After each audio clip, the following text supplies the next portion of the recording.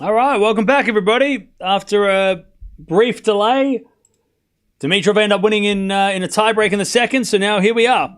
So he got through against Fernley after yesterday having, I think he had match points yesterday, so he had to wait a long time to get that match over and done with, but he got it done, and now we've got Tsitsipas versus Musetti, which is an interesting matchup. Both guys, one guy's having a really good clay season, the other one not as good as he wants, but both of these guys have had injuries the last couple of weeks. Like they're both, I want to say both retired from injury in the last week. Did they both retire in Barcelona? I can't remember. Or no, Musetti pulled out of Barcelona and Tsitsipas did retire in Barcelona. But let's get the preview because these guys have played a bunch of times. So Tsitsipas beat Struff after losing the first set, and Musetti took out Echeverry in a close straight sets. Both got a bye in the first round. Winner of this match will take on Demonor, who took out Shapovalov earlier today. So the winner of this match will not have it easy. Pardon me. In the next round. Pardon me. Plenty of other matches going on at the same time. We'll keep an eye on those as well. All right, Tsitsipas number 18 in the world. Very strange that he's this low in the rankings. 26 years old from Greece. He is 6'4". Right-handed, thank you, Chad. Right-handed, 15 wins, 8 losses on the year. He got a title in Dubai, which was his first 500 event title. 12 career titles, including winning a couple of 1000s. He's also made the final here before. But his form has been a little bit sketchy on the clay, which is not usual, because he's usually really good to start the clay. And Musetti, number 11 in the world, 23 years old from Italy. 6'1", right-handed. 12 wins, 5 losses on the year. He has no titles this year, but he has got 2 career titles. And he also made the final of Monte Carlo a couple of weeks ago.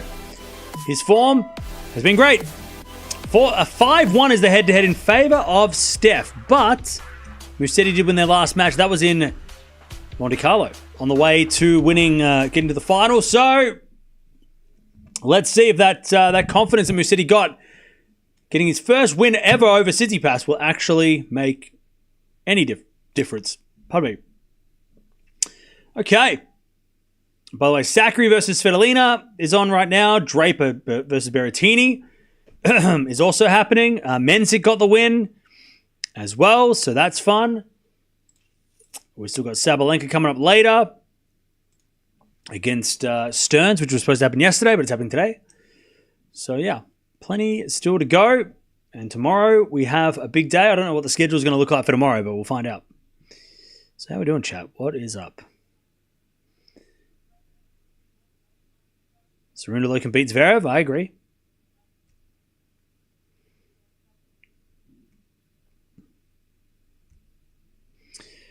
I agree. All right, Musetti. First time we're seeing him in this A6 outfit. I'm not a fan. I think it's way too. It's like, why is everything oversized? Just oversized and looks just so cheap. I don't know why they went with this. Just you pick this and not Draper versus Matteo because of Matteo's injury, or this is more interesting. No, I picked this because I thought it was going to be on before. I didn't think Matteo versus Draper would be on this soon. I thought this match would be on and then we might be able to watch that later. But that match, the Swiatek match went so quick, it went so long that it just kind of screwed the schedule. I was thinking that this match would be on and then Draper, but because, Draper's match, this is only really the second match of the day on this court. So the Swiatek match went too long. So I wasn't expecting it. And also, Matteo injury, maybe also a factor, but I was hoping we could watch Draper Berrettini, but the schedule just said no. So here we are.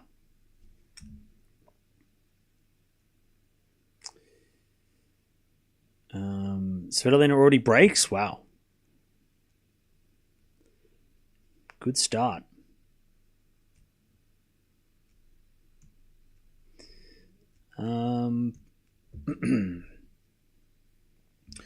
So here we go. Let's see if this makes any difference.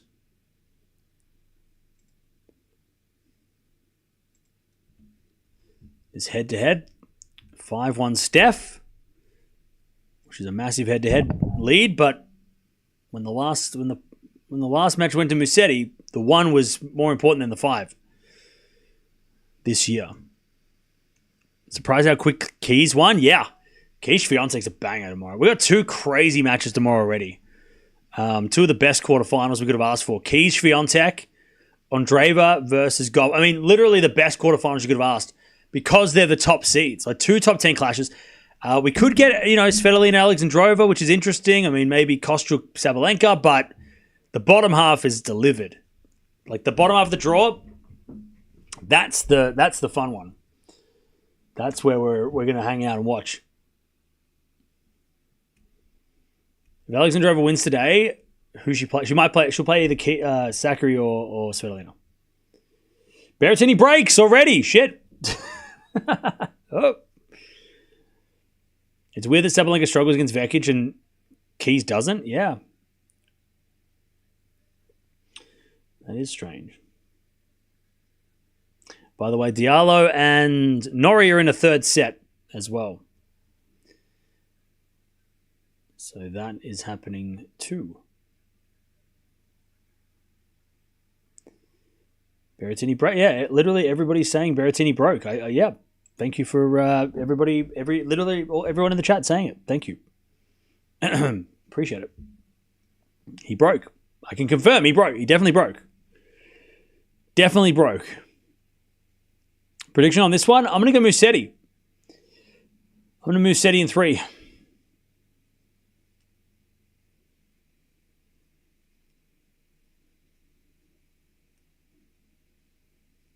I think Sakkari, big chance to win the whole thing. Really? Interesting. Musetti money line, you reckon? Okay. I just don't know how fit Steph is because he was having back spasms a week ago. And I don't know, like, I don't know. I don't know. I trust Musetti slightly more, which I don't think I've ever said. In the history of tennis, I've never said that. So, but I trust Musetti slightly more. In this situation.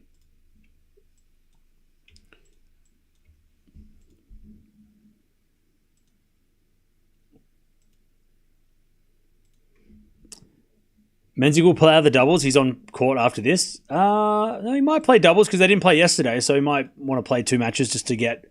And he didn't play a long match today, so... So what is it? It's... Menzies takes on... Who beat Shelton? Whoever beat Shelton, I can't remember. Osaka's match has already started? Yeah, she's playing a challenger.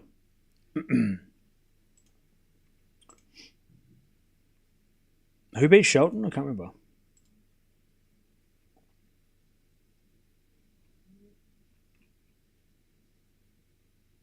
I can't remember. Oh, no, Menzies beat Shelton. What am I saying? Oh, sorry, Menzies plays in the quarters against Zverev or Cerundolo. Sorry, I thought I'm one behind. My bad. I'm one behind. I thought that it was a 4th round tomorrow, but today is the 4th round. Sorry, I got confused.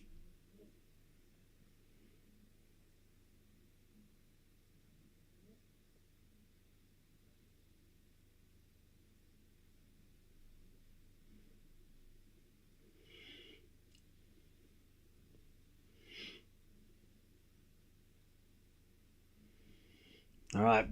Tsitsipas. He is serving first. I'm going to go Musetti in 3. Who you got, chat? Let me know. Let me know your predictions. We're going to back in now into the forehand of Steph, but it's out by Musetti. And it's 15 love.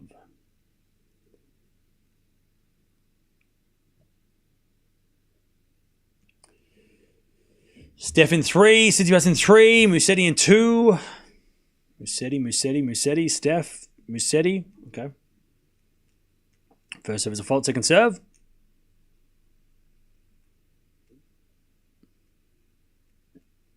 Steph in 3. All right. Forehand from Tsitsipas into the forehand Musetti. Tsitsipas backhand slice. Musetti hits a smash. Steph gets it back. Goes in. Musetti with a smash. Steph with a pass. Goes in the net. 15-all.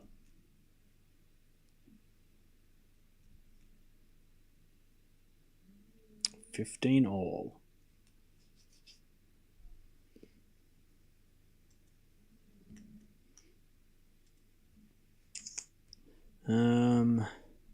Steph in 3, Musetti in 3, okay.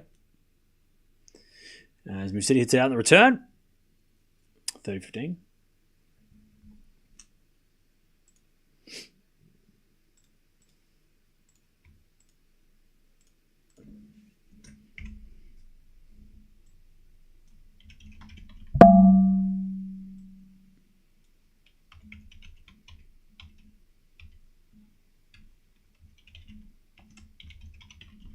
All right. 40-15.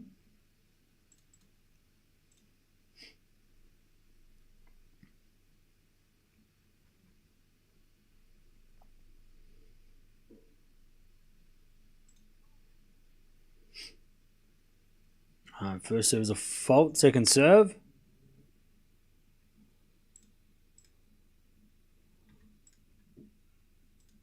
As Musetti hits a return out. First game of the match to Steph.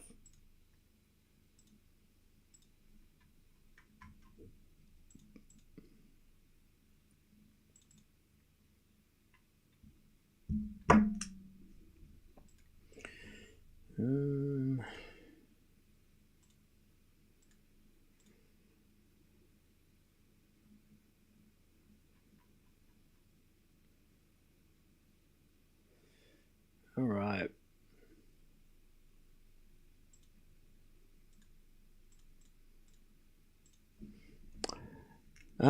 Cool. I want Steph to take Goran coach as soon as possible. Well, that's going to happen after the French, so after Roland Garros it's happening, so we're going to wait a little bit. But, yeah.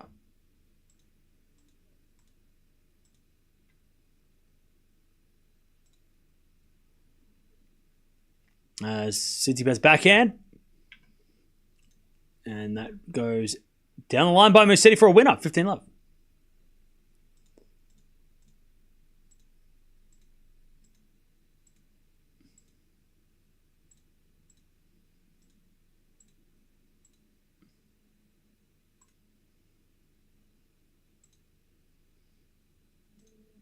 $15-love.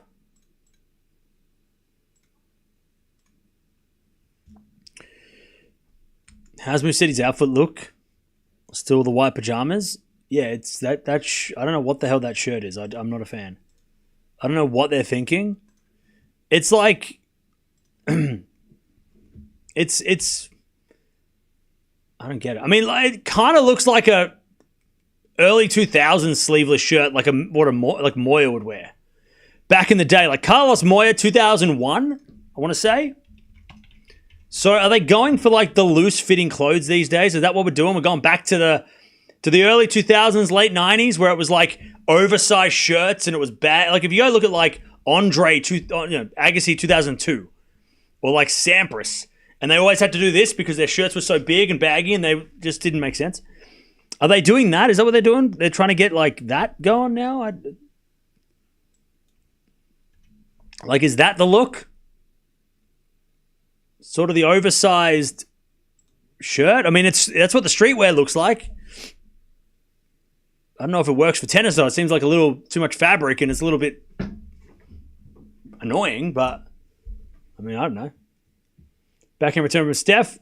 Yeah, the forehand Musetti. Forehand from Steph to the forehand Musetti on the stretch. Can't get it. 30-all. 30-all.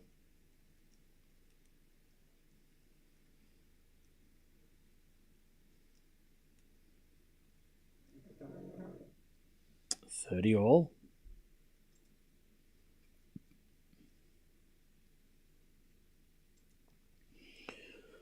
Serve again. Here's a fault. Second serve.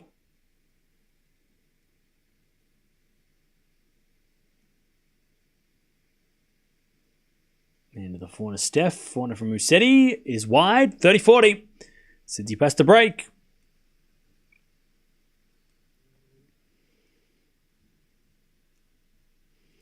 $30-40.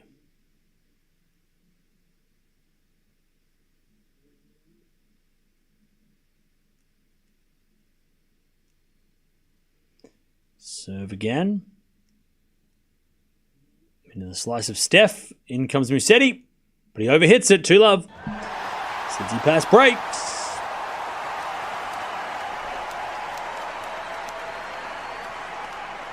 Berrettini up 3-1 against Draper. And Svitolina up 2-love against Zachary. All right, 2-love Steph. Red have two single-handed backhands playing these days? Yeah.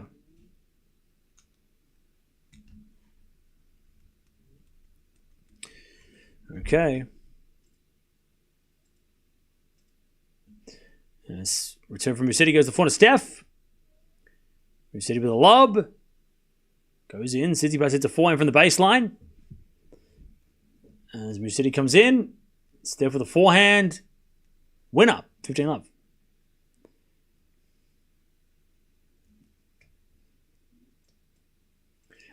Coco always has nice outfits. Yeah, Coco Gauff, her outfits are like, she looks like a superhero costume. In like the best way, not like, like a lame way. Like Coco Gauff's outfits are like iconic at this point.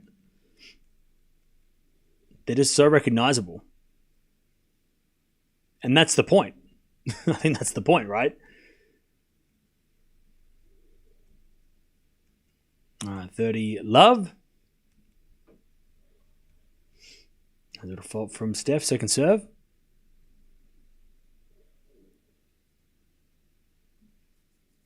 Think Musetti could ever win a slam? Yeah, I think so. And Steph hits a forehand wide instead of 15. I think so. I think Musetti's like. We've got to go back to remembering that winning a lot of slams and hogging the slams is not normal. Back in the day, some players would dominate one slam, right? Like Sampras dominated Wimbledon, right? Agassi was really good in Australia. Connors in the US Open. But it was very rare that one player or even multiple players would hog all the slams. So to have and again, we've got the three greatest players of all time doing that. It's very rare that happens, right? That we get three players that don't give anyone anything. So, okay, Sinner Alcaraz. But Sinner Alcaraz last year won 4 out of 4. But that's not going to happen every year. That's not going to be normal. Like, don't expect that to happen. That Sinner and Alcaraz are going to take the slams and they're the only players going to win. There's going to be chances for a lot more chances now than there has been, right? Sinner might win 3 in a year or Alcaraz might win 3 in a year, but I don't think they're going to be, they're not going to, like the gap between those two and everybody else is not as wide. Maybe Sinner is at the moment, but not as wide as the GOATs were against everybody else in the 2010s. Like the gap between, we'll put Murray in there too, between 4 and 5, it was huge, right? And you're happy to make a final. But now, the gap between, there's no gap between 2 and 3 because number 2 is Zverev, right? The gap between 2 and 3 is identical, right? So, I wouldn't be counting anyone out to win a slam in the next couple of years. I still think there's a lot more opportunity now than there was. Because even though Sinner's crazy and Alcaraz is a beast, they're not... Well, Alcaraz, there are moments that he does struggle. There are matches that he does struggle. Sinner... But then again, look, Sinner's up here, but everyone's going to get that. Everyone's going to raise their level, if they want to be a part of it. So Sinner might be miles ahead of everybody else, but we know he's not ahead of Alcaraz. And we know that other players will rise. That always happens. No one dominates for that long. Look at Rafa and Roger. Roger was dominating 2006-07, and then Rafa was like, well, now it's my turn. And then Djokovic come along, there's always going to be players that step up, you know. So Sinner might be unstoppable now, except for when he plays Alcaraz. But eventually, I mean, Swiatek 2 years ago, we're thinking no one can beat Swiatek. Now, players are getting sets of her on clay, right? And she's just getting started still. She's not even 25 yet, you know. So, can Musetti win a slam? Yeah. Yeah, I think he can. I mean, he's made the semis of Wimbledon. He's played really well on clay. You know? And I feel like those two tournaments are the ones that are the most open at this point, because Sinner on hard court seems unstoppable. But the clay, Rafa retired and no one's taken over because we've just finished, right? At Wimbledon, it's been Djokovic and Alcaraz lately, but Djokovic over the last decade and Federer, they're gone, or at least Djokovic, we don't expect him to be around for the next 5 years. So there's an opportunity, right? It's just the Australian Open feels like Sinner's not going to lose there very often. But the US Open's open for everybody. It always has been. You know, so expect random champions. Or at least we're going to get a lot more one slam wonders, which is not a nice term, but you know, you can be a one slam wonder like Andy Roddick, right? So it's not like the worst thing. Andy Roddick's still a Hall of Fame award number 1, blah, blah, blah, blah, right? Love 15. As we got a Stefanos Tsitsipas that's a winner. 15-all.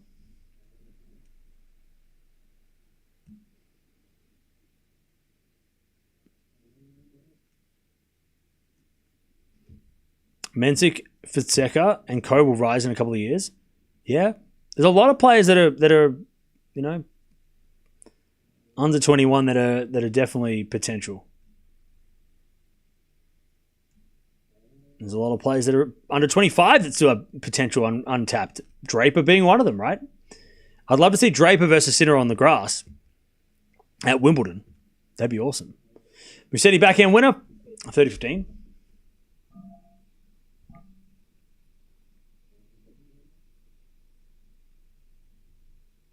$30-15.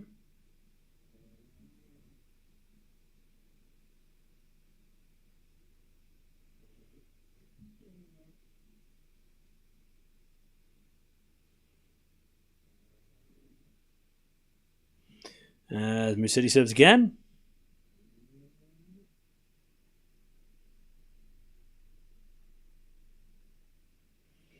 As that goes out by Steph on the return, 40-15.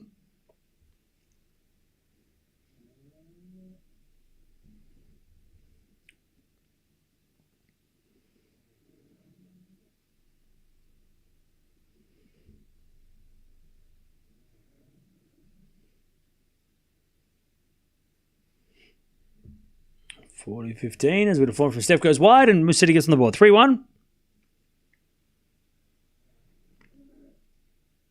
3-1.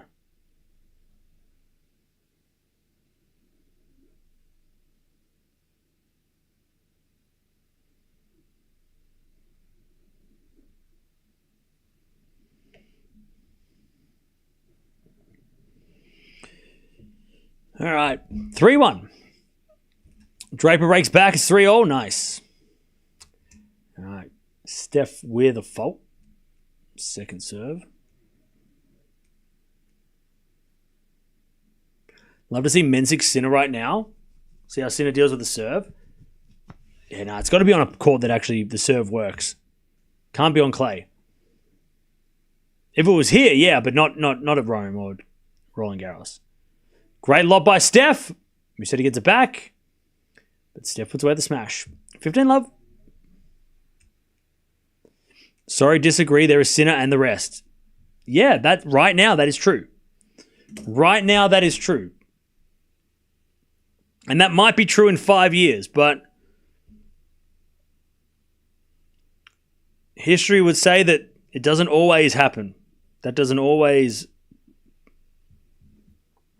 stay the same.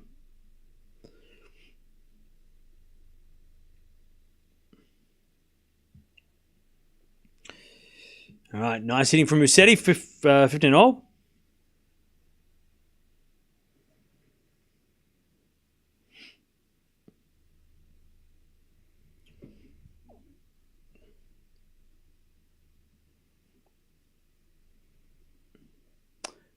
right, serve again. Steph comes to the net, but Musetti hits it in the net, 30-15.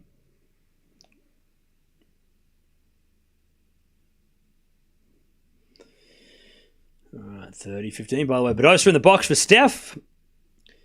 She had to pull out with injury, but she is there now. 30-15.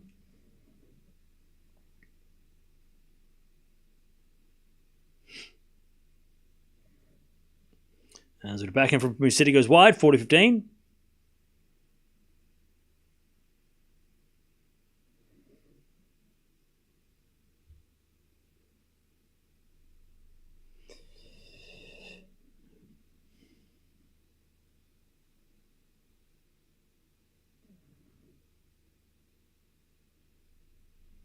Serve again is a flat.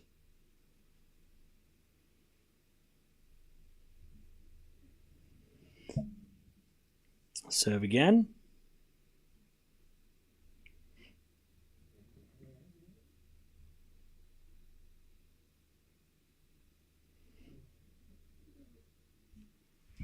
Steph gets a 4-1. Nice serving.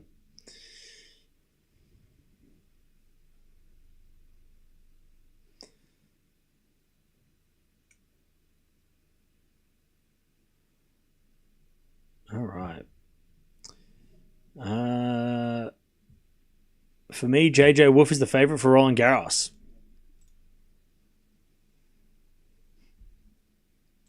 Good luck with that.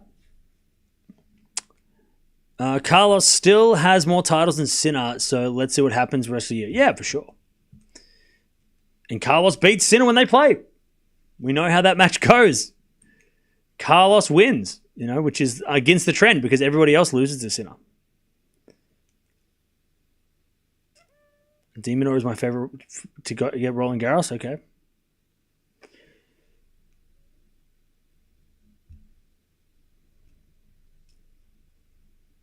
We don't know how Sinner's going to react after 3 months away. Anything can happen. Yeah, true. All right.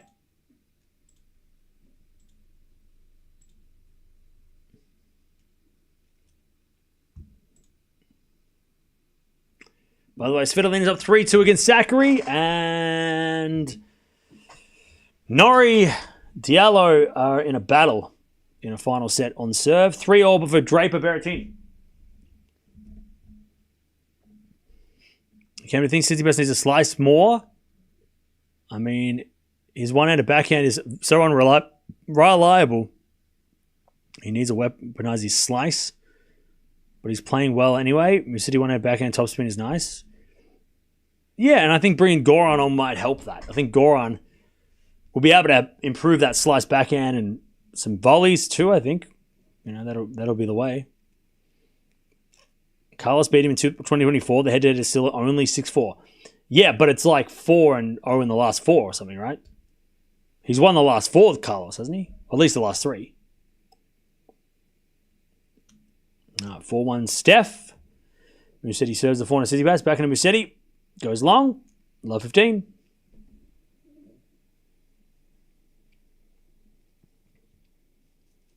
Love 15. Yeah, Goran coming on board is going to be really, really interesting. As we serve now from Musetti to the back into Steph. Musetti forehand is a drop shot. Steph's not going to get it. 15-all.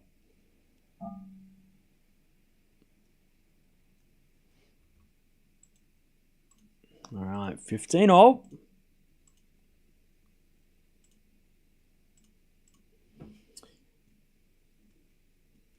New rule mods. Anyone accusing players of match fixing, we need to get rid of. 15-all. Because I think that's just silly talk. Chat, what do we agree?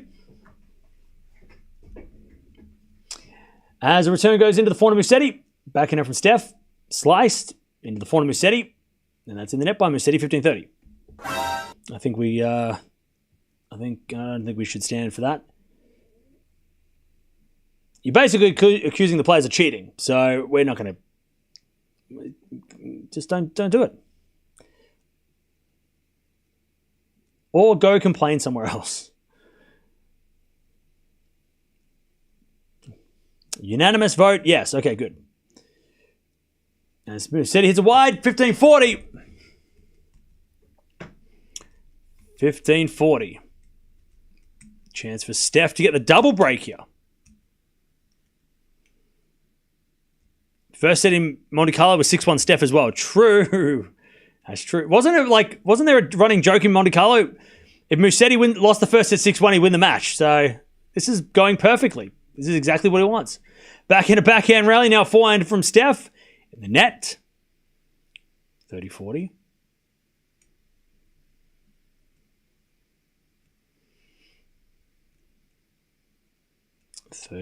Still a break point here for Steph for a double break.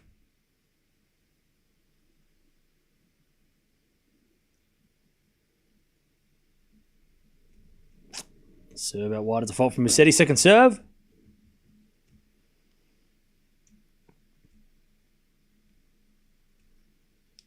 Second serve.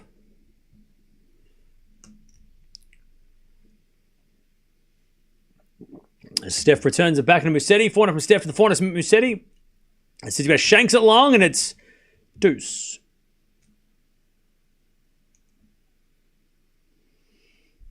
Now we get the deuce.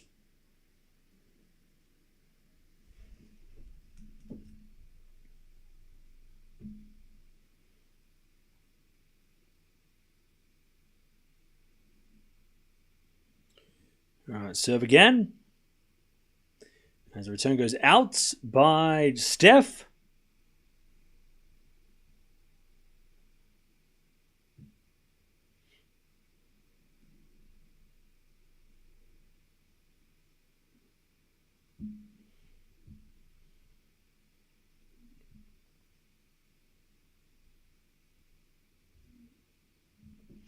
All right, advantage Musetti. Forehand goes wide, and we get back to deuce.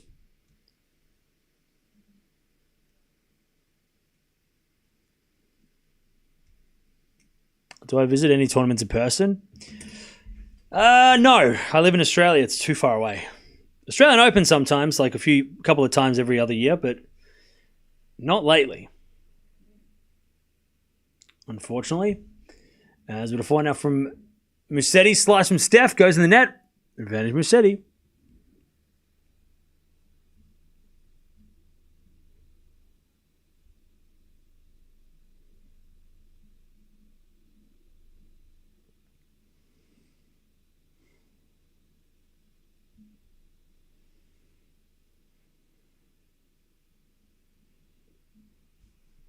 All right. Advantage Musetti to get the game as Steph hits a forehand win up. And back to deuce. Back to deuce. What's going on, Tina? How you doing?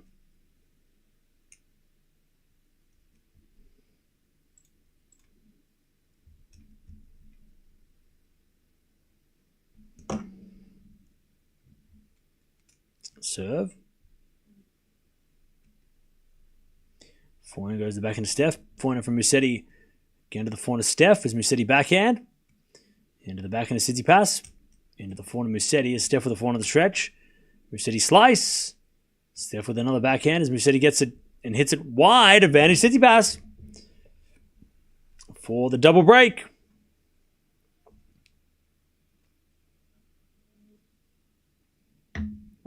All right. Advantage Steph.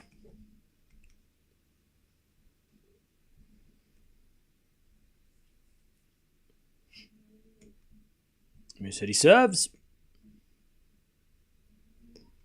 Into the backhand of Tsitsipas. Return goes out. Back to deuce.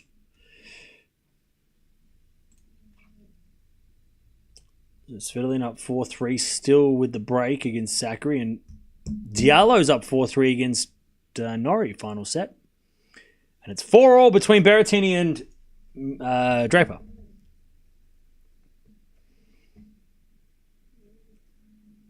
There's a slice from Musetti. Lovely drop shot. It turned into a drop shot of that slice. Managed Musetti. What do you think will happen to Raducanu's game, apart from the coach, obviously? I think it is all to do with the coaching. I think her confidence... Again, I don't think we should be talking about this week as like she's terrible. Like she lost to Svitolina, who just won a clay court title. And she's also played her first tournament on clay. So I don't think we should be judging... I think once we get to Wimbledon, if Raducanu hasn't done what we'd hoped for by Wimbledon, that's a problem. I feel like clay, her game on clay shouldn't be judged. You know, she did win Rome and she's played well in Stuttgart, but I don't think we should judge her performances on clay. Like we shouldn't expect her to win Roland Garros, right? We shouldn't expect her to do much on clay. If she does something, that's great, but if she doesn't, there's a lot better players on clay and her game on clay shouldn't work, right? She's not the best mover and her game relies on power and serves, and on clay, power and serves don't work, right? So I don't think we should be judging Raducanu's performances this tournament, and also, you know, the next couple. But I think once we get through Wimbledon, if she hasn't performed well there, which is where she's been really good lately, last couple of years, that's when we got to think what the hell's going on. So give her until after Wimbledon, and then we'll assess her form, right? As Musetti hit the drop shot in the net and steady love. She hasn't done great since except for the semis in Dubai and Abu Dhabi. Yeah. But like I said, her game shouldn't be good on clay. Yeah, she's been good on clay, but you know, her game shouldn't be... We shouldn't be expecting her to do well on clay. I mean, so I think once Wimbledon and the grass comes around, that's when we got to sort of analyze her matches and analyze her form. They're the matches that I'm not really worried about what she does or doesn't do here. 30 love. Is it a backhand from Musetti? But Steph hits it long, 30-15. I'm not too bothered. If she doesn't win a match on clay for the rest of for the next two tournaments, I don't care. Like, I don't think that's... if she loses like second round French Open, I'm like, I wouldn't be freaking out. It sucks because, you know, it would be an upset, but I wouldn't be losing my mind. If she lost second round of Wimbledon, that would be very shocking. That would be very shocking, but I'm not expecting much from her on the clay, and that's, you know, I don't think we should judge her on that performance or these performances.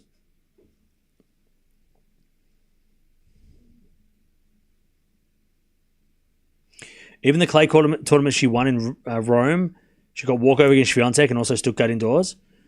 Yeah, Stuttgart winning that was huge, and that was like, yeah, but I think she had didn't she have 3 retirements during that week? I think there was a Kalinskaya retirement in the second or third round. Swiatek retired, and also I think the final. So, not saying that she didn't deserve it, but she did get a couple of free passes. The Kalinskaya and Swiatek retirements definitely huge. I think those two, again, if I'm remembering correctly, let me check. Hang on. I want to make sure I'm not making things up. I know she definitely got a win over Swiatek through retirement. Yeah, Kalinskaya 4-3 retirement. So yeah, I mean, to be honest, it was a great run if you look at the names. Palini, Kalinskaya, Vondrousova, Swiatek, Ostapenko, and Kalinina. So I mean, very good run. Penko, Swiatek, Vondrousova, Palini, all finals of the French Open at least, and some of them won the title, right? And then Kalinskaya, Kalinina is a little bit strange to make the final, but Kalinskaya, we all know how dangerous she is. So it was a great run on paper, but yeah, she got 3 retirement wins. And she was losing for the most part against Swiatek until Swiatek kind of stumbled in the second set and then got injured. So, yeah, again, I don't think we should be judging her. This year, we shouldn't judge her performance on clay, even though she has done well on clay at times. Didn't she beat Serena on clay? I think.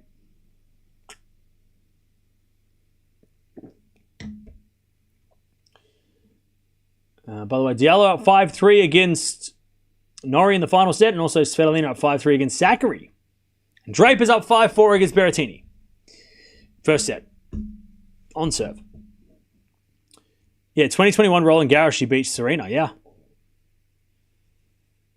I mean, if you didn't know then that she was going to be special, then... Yeah. I still think Rybakina's got more slams and also potential world number one status. You know? I think that Rybakina is definitely, should still be regarded as one of the best players on the planet at her best. She is one of the scariest players for sure. As that goes out by Musetti, love 15.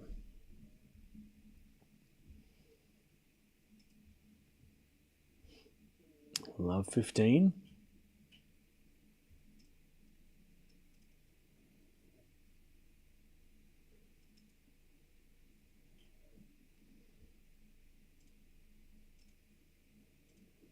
Hands with a serve out wide as a fault. Second serve.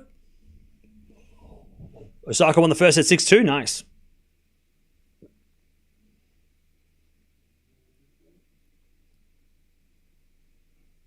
And that goes out by Steph on the return, 15-all.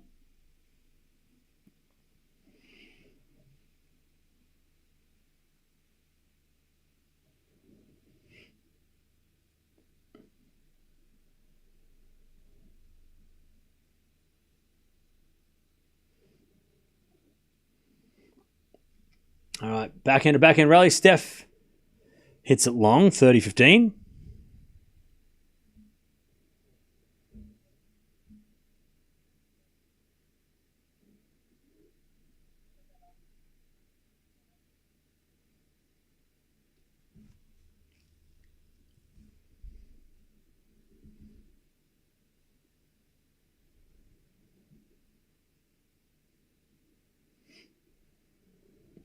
All right, nice serve, Musetti, 40-15, sorry.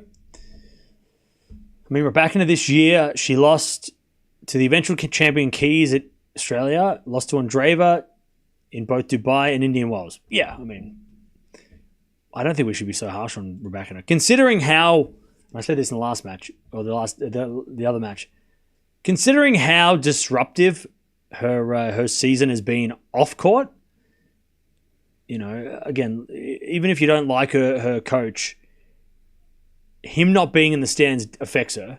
I think it affects her. Him not being at the tournaments affects her.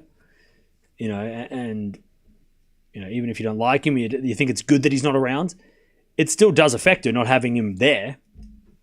And not having him, because she obviously trusts him so much with her game, and not having his influence within the grounds has got to be affecting her. Some of you might think that's a good thing that he's not there, but from a tennis, put aside what you think of him and the way he goes about coaching, you got to say that it's affecting her not having him around during tournaments. Maybe not off season, because outside the tournaments, she's definitely obviously he's allowed to be there, but at the tournaments, it's got to be, especially when she sided with him and said he hasn't done anything wrong. So, she's, again, you put aside your feelings to him and the feelings of the situation. If you feel like your coach has done nothing wrong, but yet he's been banned, it's got to be frustrating.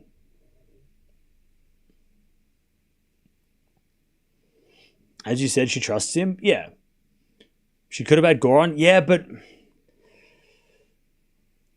the thing is, I don't think she probably really didn't deep down want to have Goran as the coach. She didn't want to replace her old coach. That wasn't the plan. And it sucks for Goran, right? Because we love Goran. But, the only reason I think she got Goran is because her old coach was forced out of the tour, So she had to kind of see whether or not moving to another coach with him not allowed to be there was the best thing. So again, it's such a shitty situation. It doesn't matter where you stand or who you agree or disagree with. Steph, it's in there, 15-30. It's at the end of the day, Rybakina, no matter what the situation, Rybakina is losing. Like it's hurting Raducanu's game, and it's she wants him there, but the WTA don't think it's safe for him to be there. She's got to feel like it's frustrating for sure, because she's like, well, I want him there. But the WTA is thinking, saying that he shouldn't be there because for her well-being or whatever, yeah, it's rough. As with a smash from Steph, and that's a winner, 30-all, and Steph yelling, going a bit crazy. Love that. Bit energetic from Steph, 30-all.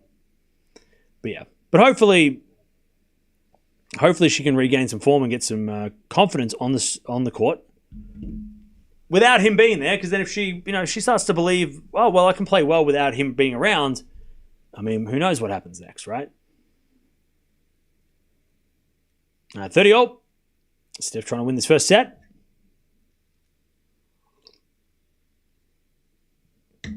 WTA need to keep their nose out of her business.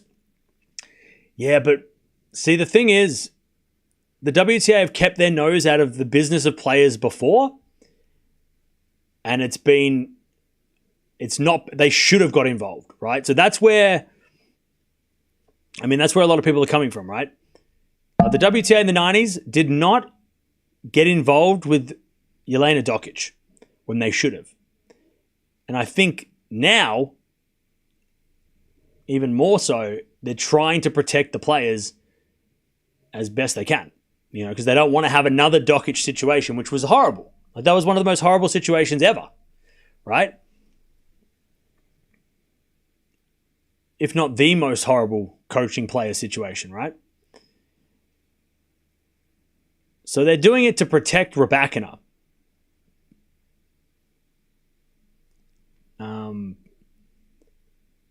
But we don't know the full story, right? We don't know the full story with her and her coach, so we don't know if she needs protecting, We don't know. 30-40. There's been a volley from Steph. Musetti puts up a lob. Steph with a smash puts away. Deuce. So yeah, it's tough. It's rough because the WTA definitely don't want to just let the players, let the players down. They got to protect the players, even if the players don't think it's right for them. They don't need protection. It's like, well, sometimes they do, because they're under the influence of bad people. But again, it's so hard to judge the situation when we don't know anything. So the WTA try and do the right thing, and that's fine. And I think, but it just sucks if it's all for nothing. Then Raducanu is getting screwed over because her coach, if he hasn't been bad, it sucks for her, because then she's like, well, my coach got banned for no reason because he just got a little aggressive on court, and people thought that was something worse than it was, and that sucks for her, But again, we don't know the situation. Only she does, and he does, and the inside knowledge does, right? But the WTA totally understand why they're trying to protect Raducanu. They don't want to have another situation. It's complicated, so no speculation. Exactly. As with a serve and volley from Steph, but the volley is no good, and we're back on serve. 5-4. 5-4.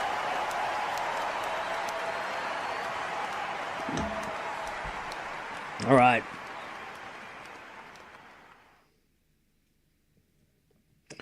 Five to 4. Those things don't happen on the ATP. Bit unprofessional for WTA. What do you mean? What do you mean it's unprofessional? That's what, them protecting their player. And we don't know if it doesn't happen on the ATP. How would we know? Maybe it does, and we didn't know. Maybe it has happened in the past, and we don't even know about it.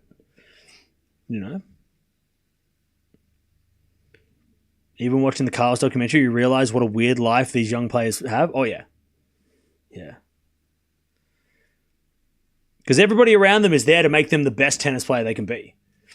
So everyone's got... Look, the teams around, everyone's got...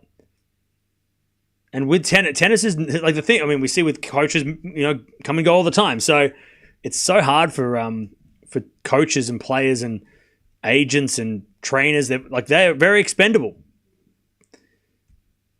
So they're trying to get the best out of their player so they keep their job. If their player doesn't play well, it's on them. So they're trying to do that. But then when their player is, wanting to have a bit of spare time and do something in the spare time, it's like, but then if you start losing, you're going to blame me? It's such a tough thing. Because the player is the boss CEO of the team, right? Like if they start losing, people start getting replaced. So you can understand where like Juan Carlos Ferrero is coming from. He's like, you losing is a reflection on me as well, right? He's trying to, we get Alcaraz can't be burnt out and we want to give him his space and do his thing. But if he goes to Ibiza and then comes back and loses, how many people in the chat say Ferrero needs to go? So many of you say that when Alcaraz starts losing. It's the first thing, fire the coach. He needs a new coach. Like he always gets fired first in the chat. Which is crazy because like he is the one that's keeping Carlos on the track. If you watch the documentary, you'll see, he's the one that's trying to get the best out of him and trying to guide him, as best he can. You get someone who's going to let Carlos do whatever he wants, that might not be good for him. If you let Carlos make all these decisions at 21 years old, he might not play well at all. You need someone who's going to be sort of strict, I guess, on that way. Anyways, Musetti back on serve, but he hits in the net. Love 15. So Diallo just won. He's going to play Dimitrov tomorrow. And also Draper up 6-5. And Svitolina won the first set 6-3. Thank you. Sorry, Linda. Thank you for the one gifted. I saw that before. Sorry, I was talking. I was rambling. Thank you for the gifted. Appreciate it, Linda. As we just serve out wide from Musetti's a fault second serve.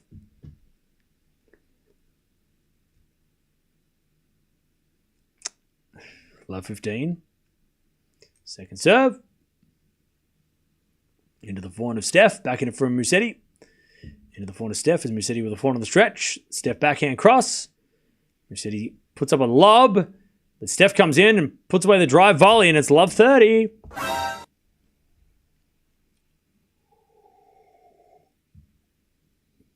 Love 30. Tennis podcast thinks that they're putting too much pressure on Alcaraz to be the best of all time. Discuss. Look.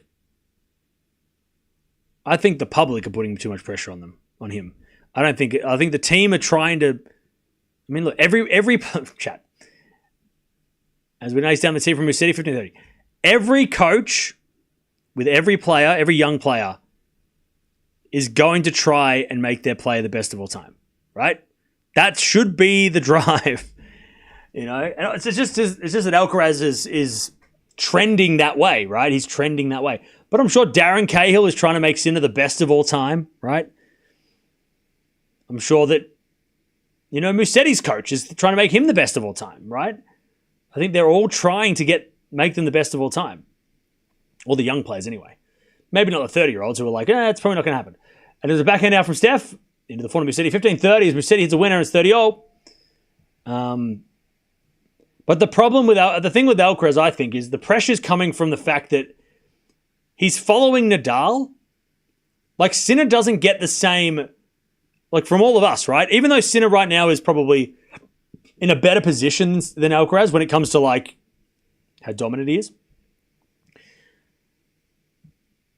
I don't think Sinner gets the same pressure because he's not in the shadow of anybody. He's creating a totally new path where Italian tennis has never been. He is going to be the greatest Italian player ever, right? But Alcaraz realistically is never going to be the greatest Spanish player because the bar is so high. Whereas before, when it was Nadal, it was never about being the greatest. It was about being the greatest Spanish player. And he ended up doing that pretty quickly because the bar on Spanish tennis wasn't as high.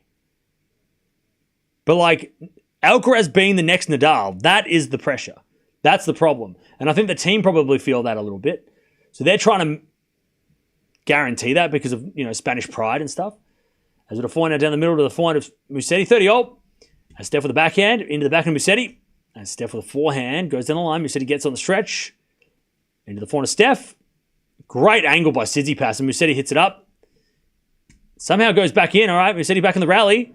As he hits a backhand lob again. Steph comes in with a swing volley. Musetti can't get that one. 30-40. And Steph tries to get the crowd going.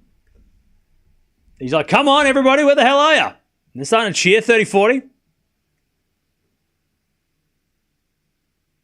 The second title, episode title was I'm Not Nadal. Exactly.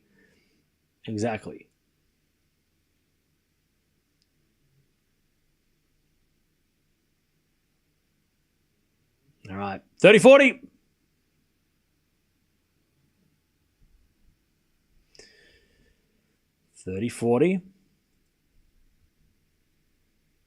Nothing to serve again. Into the back of Steph. Return goes to forehand Musetti. Drop shot is good. Steph can't get it. Deuce. There's a difference between goals and expectations. Keys has great points about that. Okay.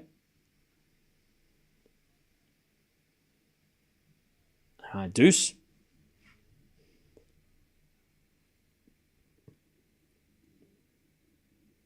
But yeah, and it's hard because, like, okay, I like the tennis podcast, so, you know, they have valid points for sure. And who am I to say that they don't? But we got to also remember that it's a documentary. It's a movie. Yeah, it's behind the scenes, it's real life, but it's also not unscripted, right? Is it a 4-1 winner from Musetti advantage? And when I say it's not unscripted, I mean those sit-down interviews. Of course, the players and the coach or the coaches and everything are going to say the right things, right? It's not like a behind the scenes, like raw, unfiltered conversation with Juan Carlos. It's a formal interview thing, and of course, they're not going to come out and say, "Oh, we just hope he plays well." Like they want to build him up to the public, even if and behind closed doors, maybe they don't say that at all. They might not say to him at all. As we said, he's a drop shot winner, 5-5. But they might not say to Alcaraz, like, all right, if you don't win this gold medal, it's going to be hard to become the greatest. Like, we don't know if that's what they're having the conversations outside of, like, behind the scenes. But on the camera, they're saying he has a possibility to be the greatest of all time because they want, you know, his fans to get excited and the tennis world to get excited. I'm sure they wouldn't be saying that to him before a Wimbledon final. You better win this, otherwise you're probably not going to be better than Rafa. There's no chance they would ever say that to him. But again, on the camera, of course they're going to say that. Like it's a documentary. It's a movie. You know, it's unscripted because tennis is unscripted, and you know, but also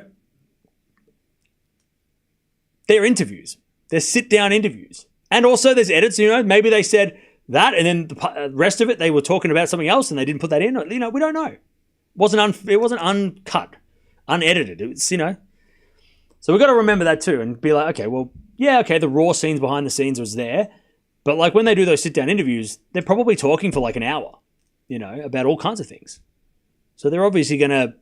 We saw that with the Breakpoint you know, behind the scenes thing, right? You know, it didn't always come off as what we kind of see in tennis, you know? But like building him up to be the greatest of all time, or what, like, you know, because like chat realistically, Alcaraz does have an opportunity to be that.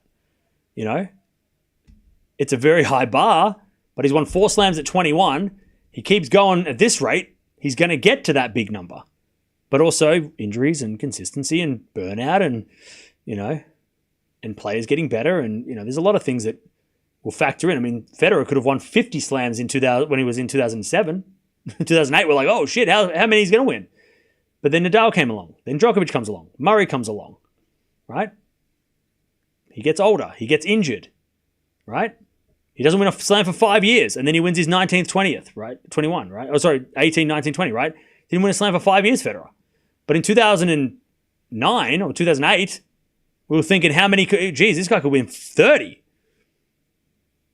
You know, so again, right now, Alcaraz is definitely tracking to become him, but it's also like, we know there's so many things can happen.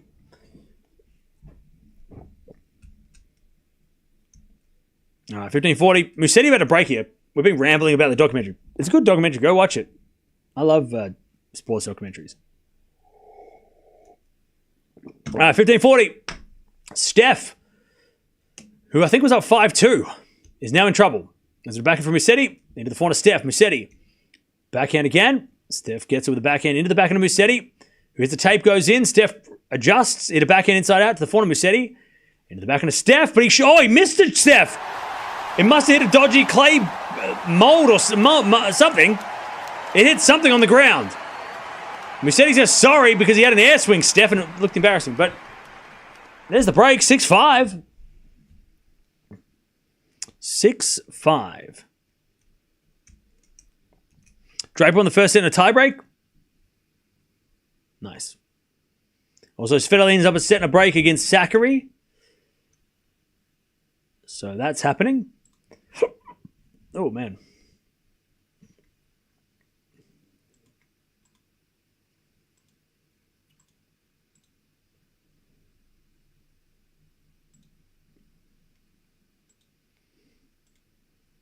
All right. And now... Uchiyama versus Alexandra Eala is coming on as well. By the way, schedule should be coming out soon. Does anyone know if it's out yet?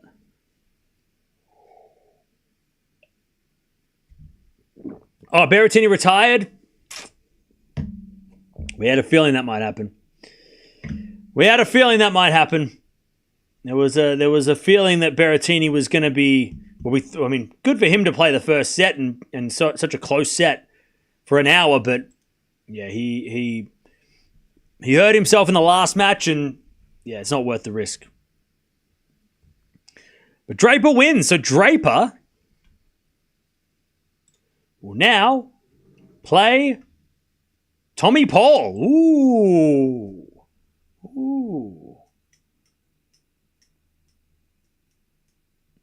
By the way, chat, somebody's making the semis out of Draper, Paul, Tiafoe, Analdi. One of those guys is going to make a semi-final here. And I think Analdi is the best clay courter of the bunch, but he's also the lowest ranked player. So, yeah. Draper, Paul, Tiafoe, Analdi. And after what Paul did against Fonseca, I think Tommy makes it. I mean, Jack's got a massive chance of making the semis if he can beat Paul, but I think Paul is probably, if he does what he did against Analdi, he should make it. I mean, it should be Tommy's, right? He played so well against Fonseca. Tommy Paul needs to save tennis? Why? What's wrong with tennis? Why doesn't he saving?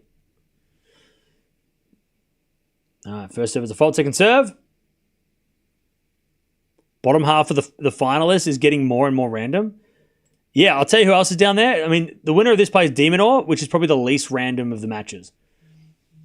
And then you've also got Diallo versus Dimitrov.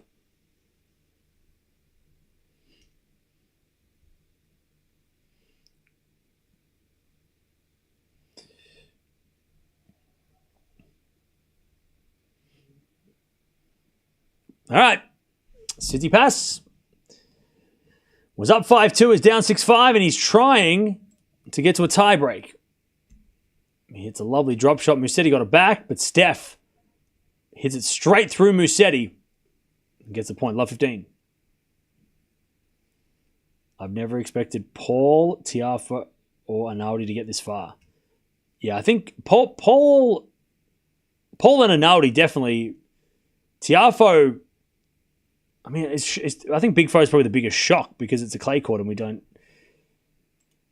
Now, you know what? Tiafoe might be the least surprising of the bunch because Analdi beat Djokovic, which I don't think we thought was happening, and Paul beat Fonseca, which I don't think we expected. So Tiafoe being there, he was going to play Humbert or Muller. So, I mean, yeah, Tiafoe may be expected to make it this far. But then again, Tiafoe and Clay may be unexpected to beat. Like, there's a lot of players that might be able to get him, but not this week. If it's Paul versus Tiafoe quarterfinal, that's wild. That would be wild. 30-15. Musetti serving for the set. Whoever wins this match has a good shot to win the title, yeah. As a Demonor fan, I want to see him play Musetti again. I want to see a Musetti rematch because he was so close to beating him in Monte Carlo. I want the rematch. Paul made a Rome semis last year. Oh, really? Again, we are so underrated. Chat, see, I told you this is the problem we have when we talk about Tommy Paul. Is that we just don't give him his that respect. We just forget about his results And we assume that he's an American who can't play on clay because most Americans can't, unfortunately. But he is different. Tommy Paul is not your typical American player. He can play on all surfaces. All right, 40-15. Steph is, he should have won this set. But Musetti's got the set points. Serve. Into the back of Steph. Return goes wide, and Musetti. From 5-2 down, he wins at 7-5. That is what you call a comeback. Now, can he get it done in straights, or is Steph going to fight back? Musetti back from the dead. And he's got all the momentum. Oh, it was 5-1, sorry. Was it 5-1? Was it 5-1? That's even worse. That was a double break. What? 6 in a row. That's crazy. It was 5-1? Can't remember. Anyways, 15 winners, 15 errors from Steph. 13 winners, 13 errors from Musetti. So dead even on the error winner count. Just as many winners as errors for both guys. Yeah, Musetti served a lot more in that set. He had a lot more service points, but he ended up winning them. But yeah, Steph's first serve is just not going in enough to make it tough. Musetti's having better first serves, which is giving him better chances of winning. It was 5-2. Okay, yeah, I was going to say, if it was 5-1, double break, that would have been something crazy. I know we had chances to go to 5-1. It was 5-2, yeah. Oh, yeah, he had chances to go to 5-1 at 4-1, right? But then Musetti held.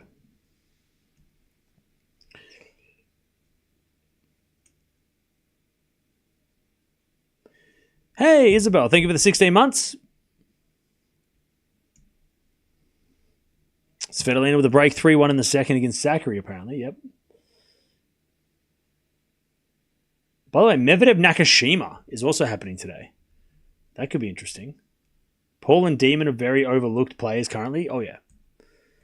Which is a shame. It's just because they're not flashy. They just don't have that big shot or those like crazy results. That they get overlooked. But Demon was having a great clay season. Tommy Paul is super consistent. I'm beginning to think Steph Zverev will never win a slam. Okay.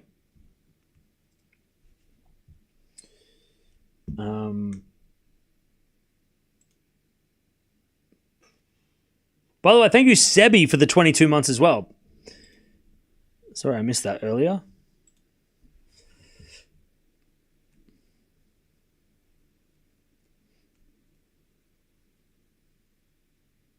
Okay.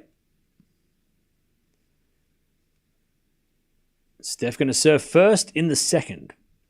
He's lost 5 games in a row. Steph serves a fault.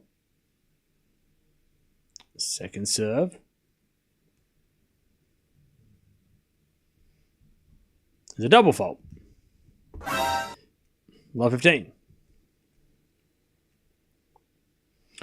Berrettini retired against Draper. I want Musetti Demonor again. Yeah, me too. They'll play tomorrow, by the way. Steph serves the 4 to Musetti. Return goes the 4 to Steph. Musetti 4 on the stretch. Steph wins the point. Musetti hits it wide. 15 all.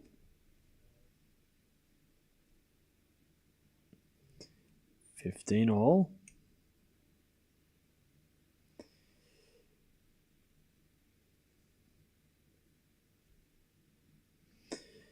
Musetti's in the top 10. Yeah, he will be if... how does he get in the top 10? Like, how does he lock into the top 10? That's what I want to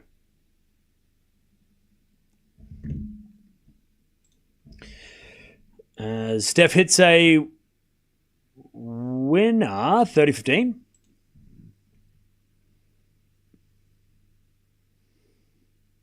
So if Medvedev loses...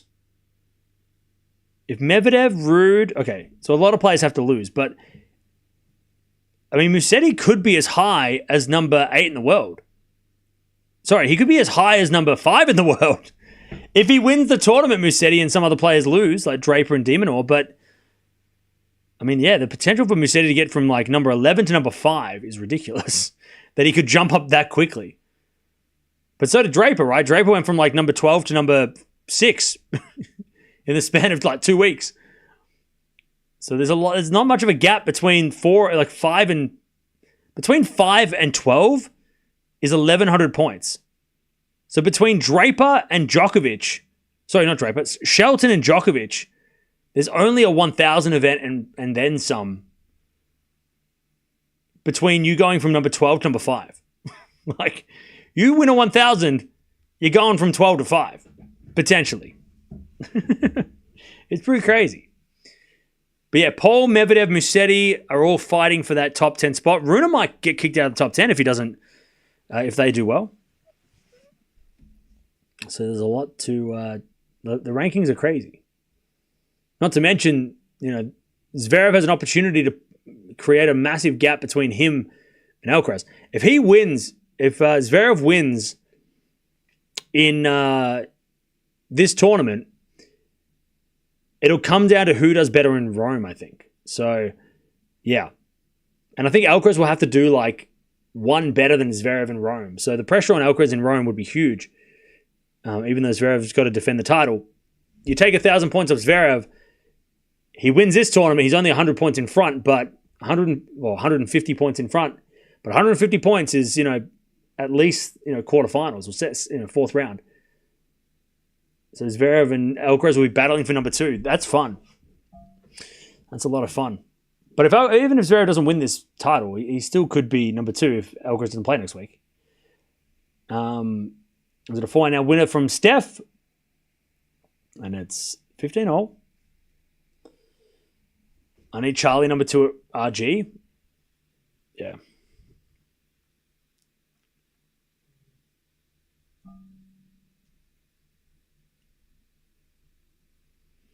All right. 15-all.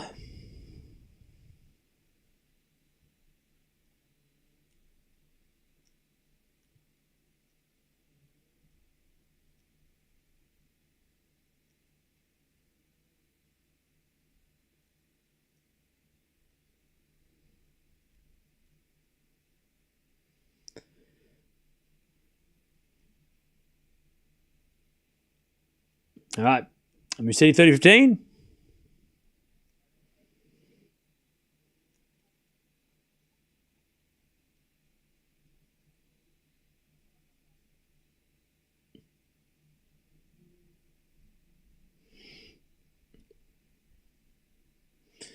$30-15. As Musetti with a good serve, 40-15.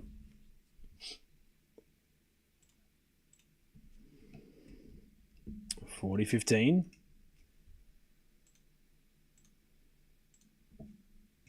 Musetti serves again.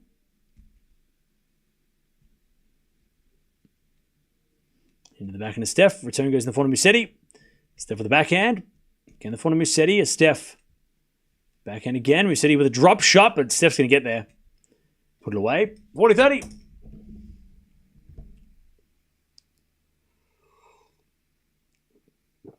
Can Menzies beat Cerundolo and Zverev? Sure. Okay.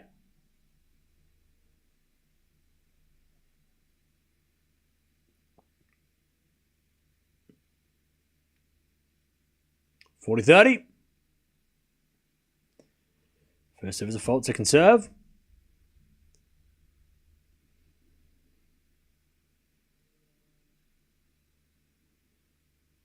Second serve into the forehand of Steph. Forehand from Musetti to the backhand of Steph. Into the forehand of Musetti. As Steph comes in with a swing volley. Musetti with the backhand pass. That's a winner. Too good. This is going to be on Tennis TV. All right. 1-1. Second set. Sakkari is a set and a... Oh, punch myself. Set and a breakdown. Yep. She is. All right. 1-0. What do you reckon about Sinner's form going into Rome? I have no idea. What I think about, I mean, it's the same with like at the start of the year when he didn't play until Australia. I feel like the first couple of rounds are going to be, he's going to be, maybe he loses a set or like to somebody he shouldn't or whatever. So I think he's got to have a good draw.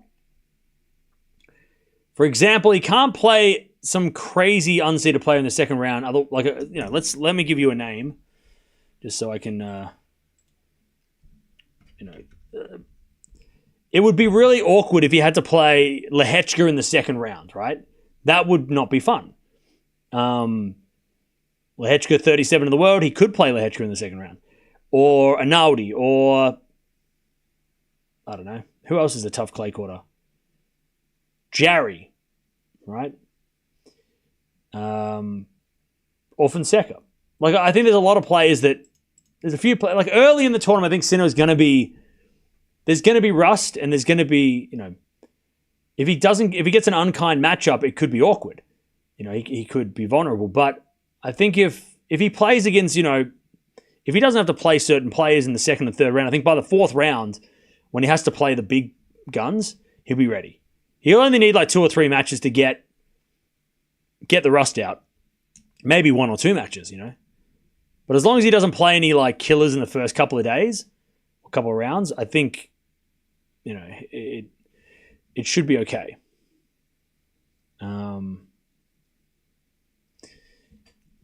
There's obviously going to be rust. I mean, we saw it at the Australian Open. He wasn't even gone for that long, between the Australian Open and the ATP Finals or Davis Cup.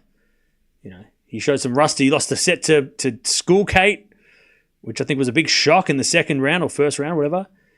So I wouldn't be surprised if he lost some sets when he shouldn't, but I also don't think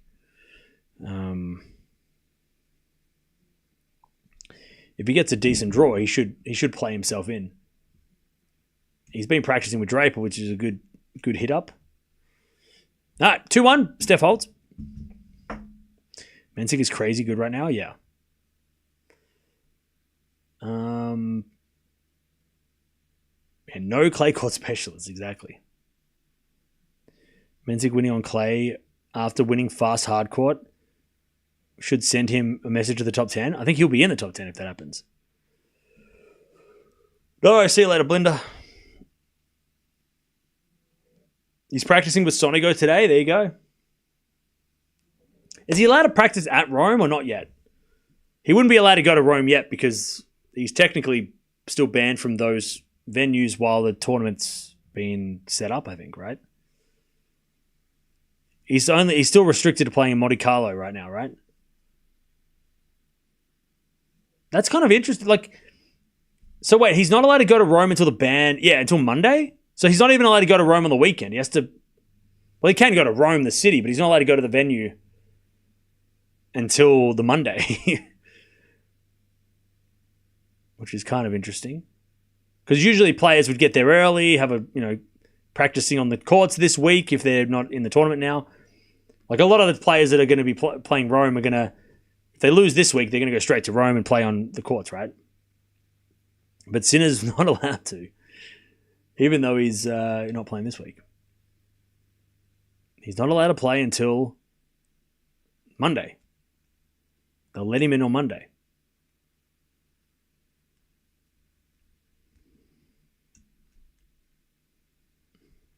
All right. Musetti just served. 2-1 Steph. If you're just joining us, Tsitsipas was up 5-2 in the first set. Musetti came back to win 7-5.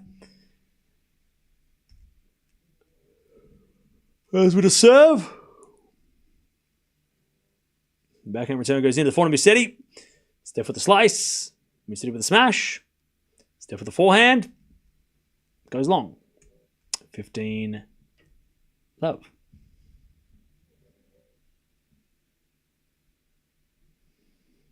Can you ever own a cat? No. I have a dog. 15 love. Musetti serves in the back of Steph. Return goes back into Musetti. Good shot down the line. Steph gets up with a slice. Musetti drop shot. Goes wide. 15-0. Uchim is already up 3 love. Damn.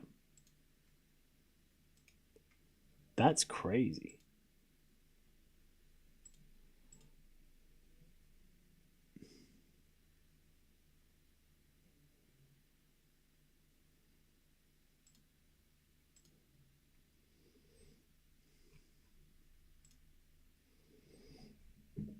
15 all.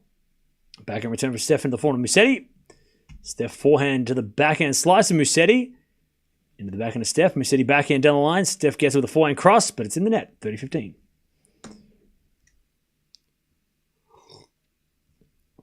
Cam, do you read much or just a little? I read all the time. On stream. I literally read the chat all the time. I'm constantly reading your comments. 30-15. Under the backhand, Steph goes long. 40-15.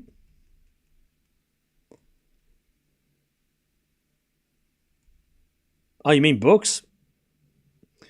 No. Oh, I mean, like, I do have, I don't actively read books. I do have audio books, so I listen to books. But I don't, again, it's just a time thing. That's the thing, right?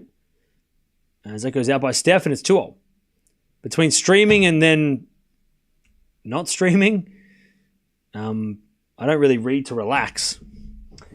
But I do like reading. You know, I'm not anti-reading. I'm not anti-books. I just don't have the time. In December, he reads. I mean, I don't really get... Like, I don't have the time to sit and read.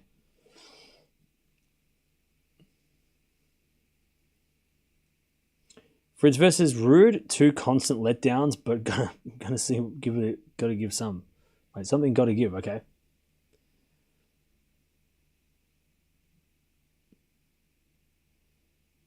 2-0.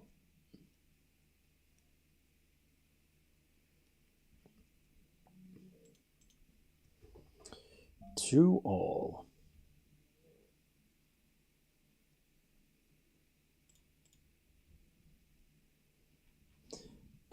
Steph serves in the forehand of Musetti.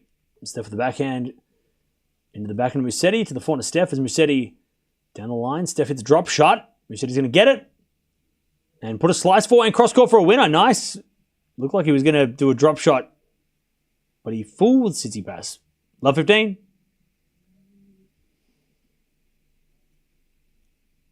Love 15. Sakri breaks back. Nice. Love 15. And Steph serves.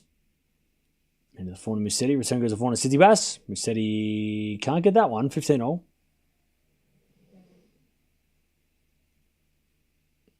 15-all.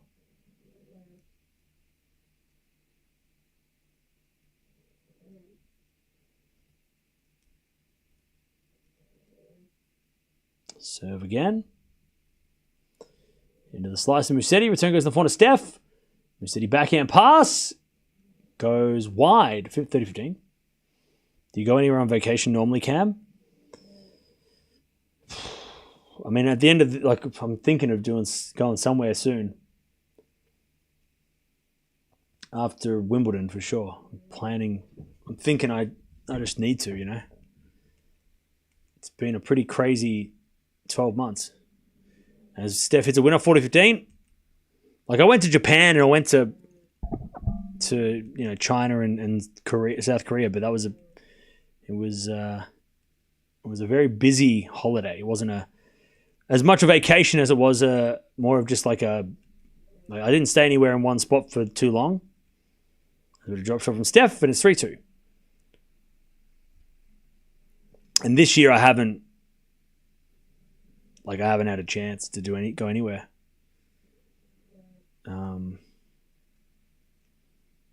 Yeah, it's just been the week that I had nothing to do. I didn't go away, so I should have gone away at the start of April. But I'm planning on maybe post French or post Wimbledon doing something, not streaming. And usually after Wimbledon is the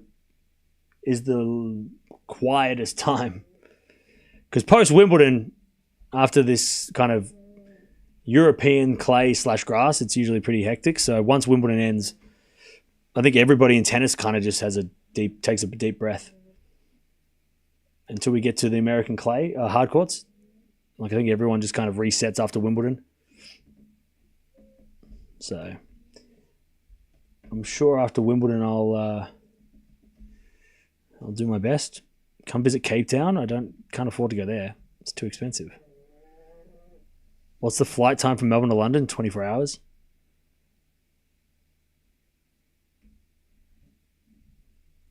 What happens with bet when walkover? I don't know. No idea. Philippines is near Australia and it's cheap here. Weather is perfect for vacation. Gotta recommend Siargao for in Philippines. Yeah, I'm thinking of maybe going to the Philippines this year. Like, that might be my post-Wimbledon holiday. I'm thinking that might be the one. Maybe we go to the Philippines. It's either Philippines or Japan again. Because I want to go to Japan and just like be in Japan for like 2 weeks. And go see everything. But apparently Japan is like now getting really busy with tourists. So I'm like, okay, well, I've been there. I don't want to go there again if it's annoying. If it's annoying everybody, you know. And also I think they're going to like bring in like a tourist visa and they're doing a whole bunch of stuff now. So by the time I want to go again, maybe it's going to be different.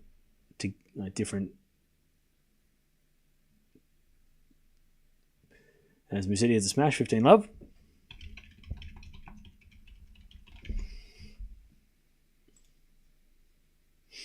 What's the Philippines like in July? Is it busy? Is it not busy?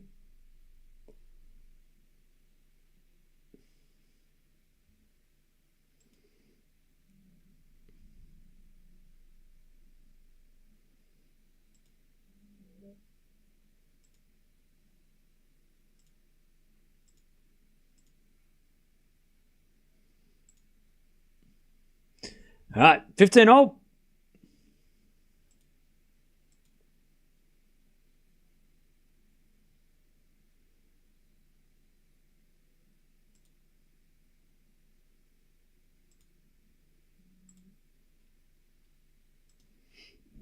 Rainy season in July.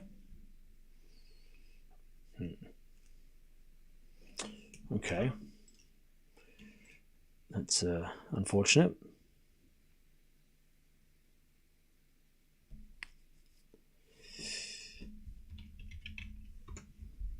As with a 4 down line, long by Steph, 30-15.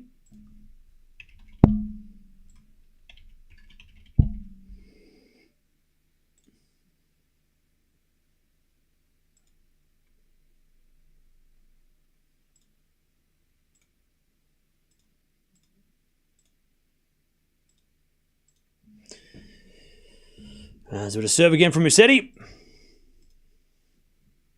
And the return goes in the net by Steph Best Linda. wishes today to Clay Vedev. Clay Vedev. I would love him to win Madrid. That'd be awesome. Thank you for the donation. See ya. Thanks, Cam, for the great streams. It's been much more fun to watch with you all. No worries. Thank you for the $10. Appreciate that. I'm glad. Okay. For what is it? 3 all. 3 all.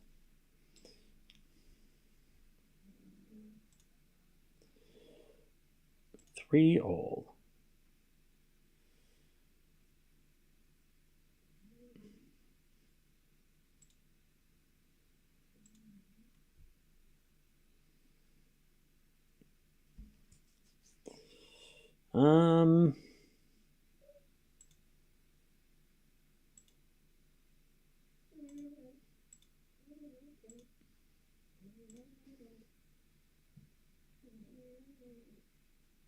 All right, 3 overs. Musetti, it's back end down the line long. 15 love. Apparently, it's only $500 return to go to the Philippines in July. The day after Wimbledon. I'll be on a plane, 8 hours, $510. That sounds so cheap. And that's return. No stop, like direct flights. Leaving at midnight. Leaving at 12:30 a.m. and then get there at 7 a.m. Well, I'm already gonna have jet lag because I'm gonna be watching Wimbledon from 12:30 a.m. till 7 a.m. So I'll be awake the whole time on the plane. All right, 15 hole.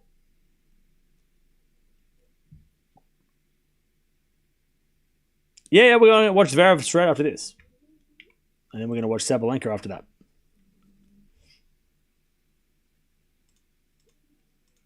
That goes out by Steph, and it's 15:30, and the flight back is on Thursday. So basically, I do the Wimbledon final, then the Monday I sleep, then I get on a plane. Actually, that could work well. I could do the Wimbledon final, stay up all day on the Monday, catch the plane on the Monday night, overnight flight, sleep on the plane because I'll be dead, and then wake up in the Philippines. That might actually work.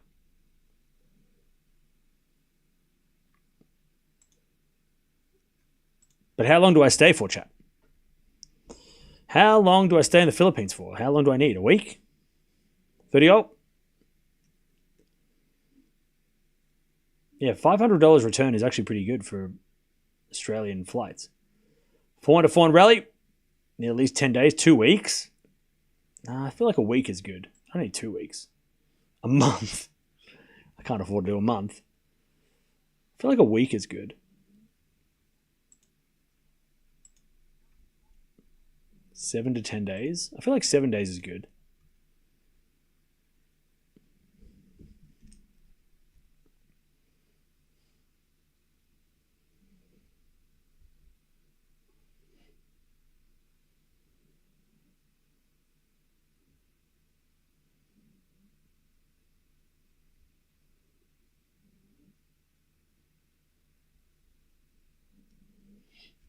All right, 40-30 as Steph gets the game, and it's 4-3.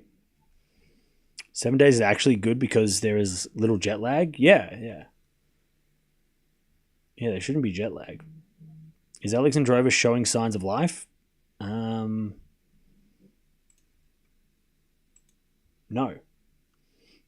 She's down 5-1.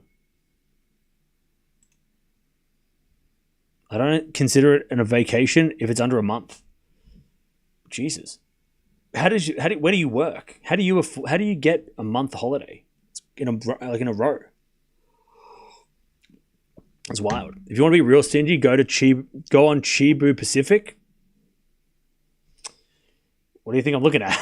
You think I'm looking at Qantas flights? Come on now. You think I'm going on some fancy ass plane? I'm checking the cheapest shit I can find. Come on.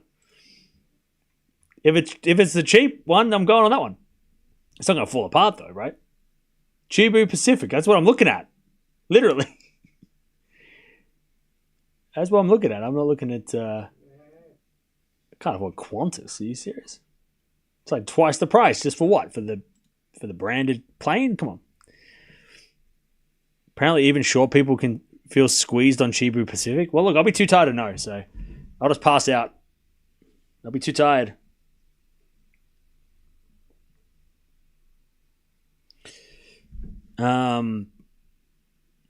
If you want to visit, check Boronia or Siago. Okay.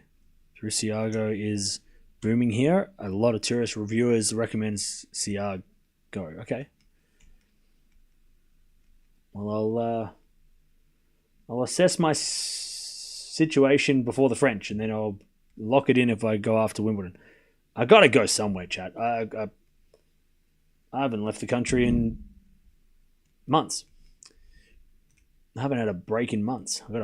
If I go overseas, I'll force myself not to work. So I have to go somewhere.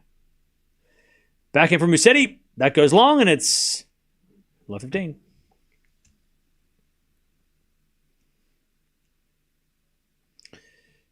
Love 15.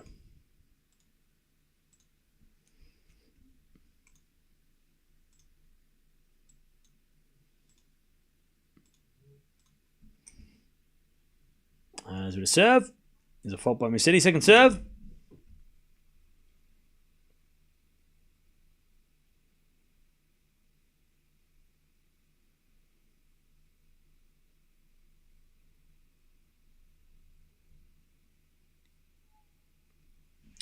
As Steph hits it out, 15-all. Come to Cincinnati tournament, lol. No, I can't. Not this year. Who takes care of the dog? My family. 15-all. As we return now to the forehand of Musetti, backing up for Steph. Into the forehand of Musetti, who hits it to the slice of Steph. He goes out.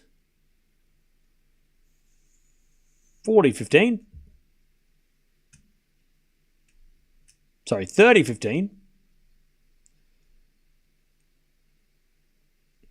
Yo, Cam, did anyone tell you that you look exactly like Jimmy Neutron? I'm one of your biggest fans, though. Yes, sir. Yeah, you told me like 20 seconds ago.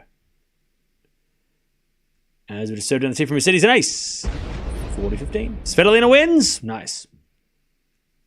40-15. I'm a business consultant in AG. No one works or does anything important in August. The most of Europe. Okay. 20 consecutive sets won by Svitolina. That's crazy. Steph returns into the backhand of Musetti. Steph with the backhand is long, and it's 4-all. Second set. 4 games all.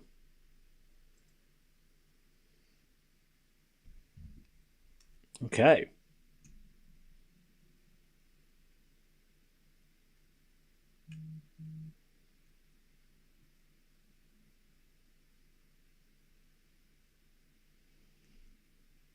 All right, back to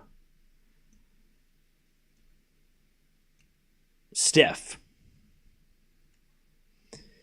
First serve's a fault, second serve.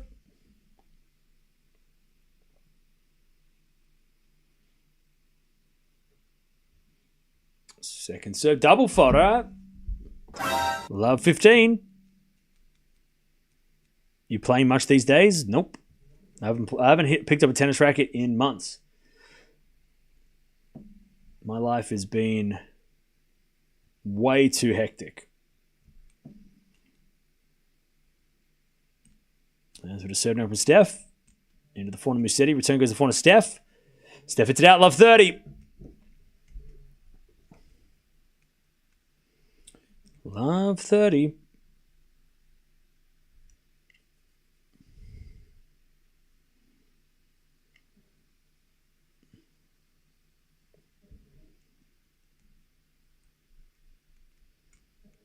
As Steph says a fault, second serve.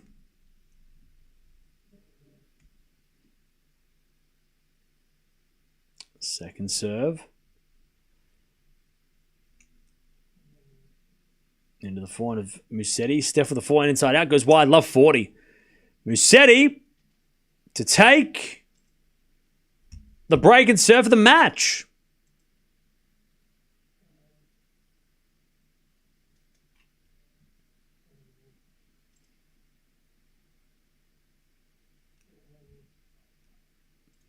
Love 40. As the return goes to forehand of Steph, Steph puts that away. And it's 15-40.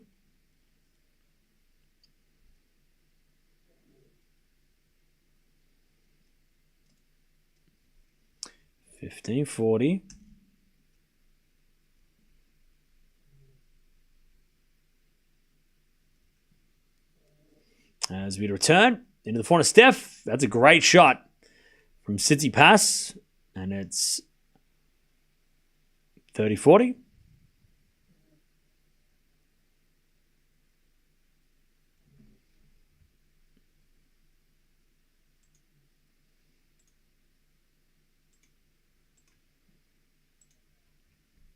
Still break point for Musetti to serve for the match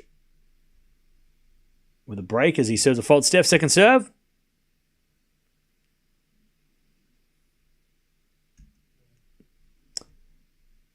Serving to the forehand, Musetti. Return goes in the forehand, Tsitsipas. Musetti backhand. Slice. And Steph with the forehand cross court in the forehand, Musetti. Again, the forehand, Steph, who hits it down the line for a winner. No, Musetti gets it back. And then a drop shot, Tsitsipas. Musetti's going to get there. Steph with a volley. Goes in. Too good. This is going to be on tennis. As Tsitsipas points to his ear, and we get to deuce. He hangs on, Steph. He hangs on. Just. With the volley deuce.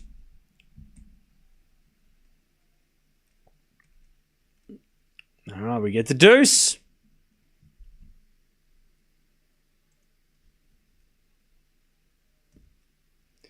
That volley was perfect by Tsitsipas. As we return from Musetti into the forehand of Steph. Down the line goes wide, though. Advantage Musetti.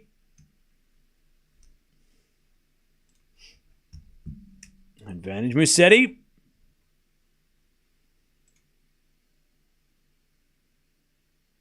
To break and serve for the match.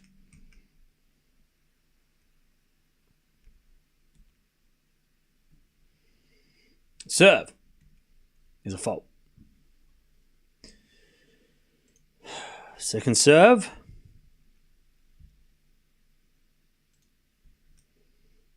Into the forehand of Musetti. Return goes to the forehand of Steph. Musetti shanks it wide on the backhand. We get to deuce.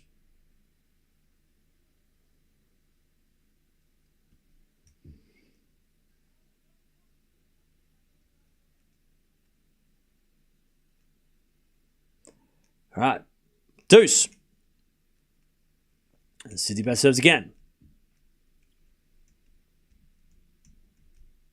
Down the tee, the backhand Musetti. Slice goes into the forehand of Steph. Musetti forehand down the line. Goes long. Advantage Tsitsipas.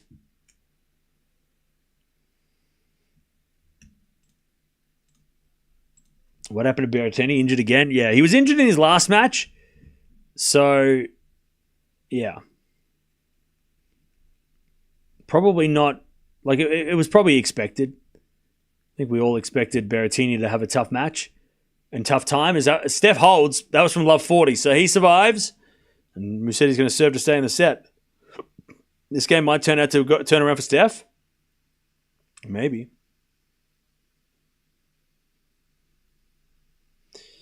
Okay. Tsitsipas leads. 5-3. Uchim is 5-4 up, by the way, serving for the set against Alexandra Eala. Mensik is playing doubles right now. Yeah, I mean, look, they didn't play yesterday, and also he didn't play the longest match today, so that makes sense. Zverev is on after this, yeah. And then we have Sabalenka.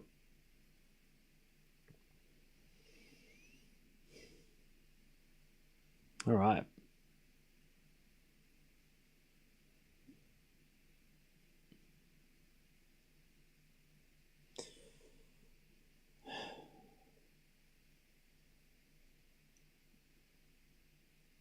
Nice. Mensik improving his net game, I hope. Yeah.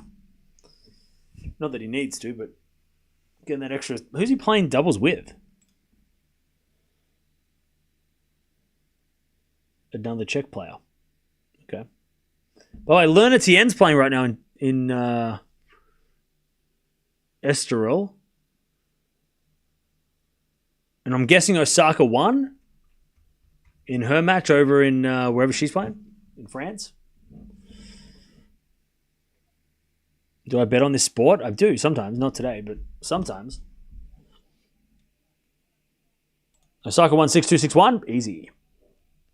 All right, Musetti serving to stay in the set.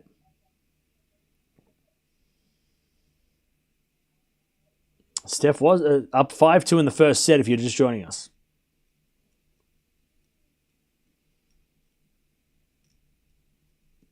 There's a bit of 4 now from Musetti into the 4 to Steph. Musetti gets the point. Steph hits a wide, love 15. Or 15 love. 15 love.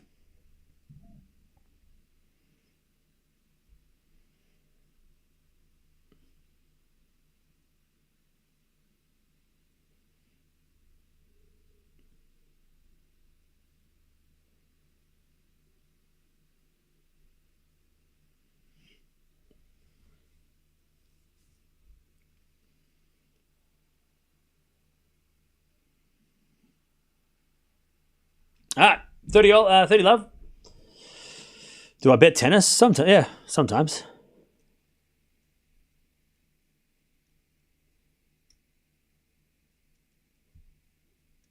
All right, nice hitting there from Musetti with a volley winner. 30 love. 7 to the back into Steph, returning the net, 40 love.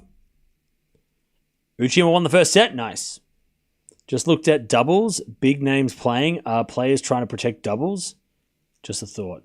Players trying to protect doubles? What do you mean protect? Sometimes like once a day? Oh, like once every other day. Or once every week. Sometimes I go weeks without betting on anything. Depends on if I can be bothered. Anyways, 5-all. Or if I remember.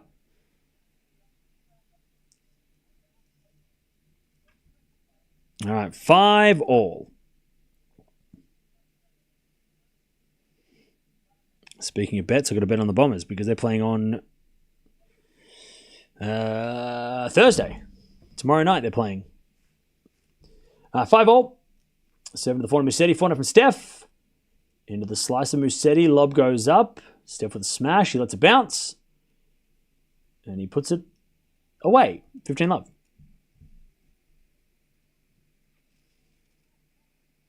I hear the Aussie accent. You get into AFL? Yeah. My favourite team is Essendon. I'm literally wearing an Essendon shirt. Love AFL. I've always got it on every weekend. It's my second favourite sport. There's a little 4-4 rally into the back end of Steph. But Musetti hit it long. 30 love. Love AFL. Love Aussie rules. $30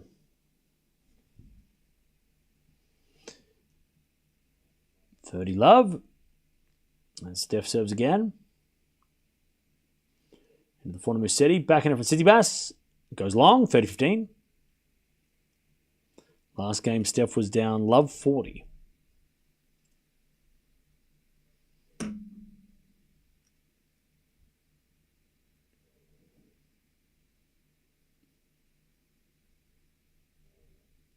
Serve again from Steph. There's a fault. Second serve.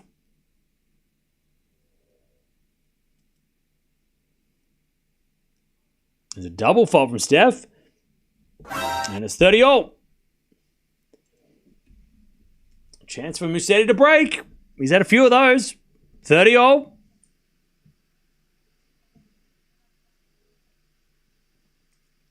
Tsitsipas serves.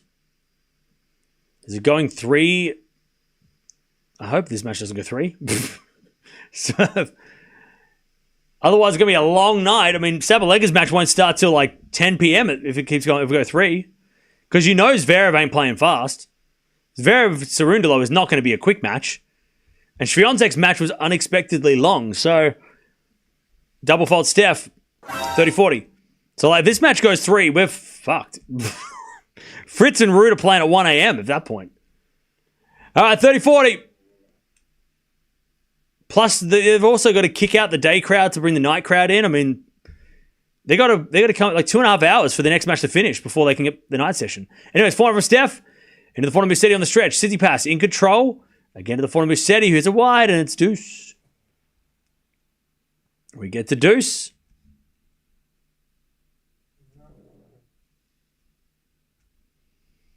We get the deuce. Serve again.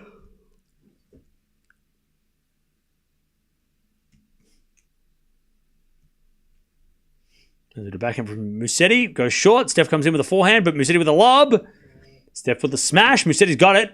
With another lob. Steph with the smash. He's a winner. Advantage Tsitsipas.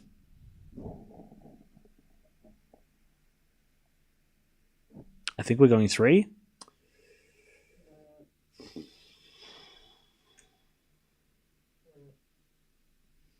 If we go 3, I'm going to watch the third set. All right, Steph serves.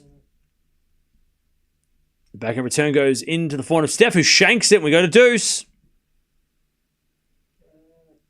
We get to deuce.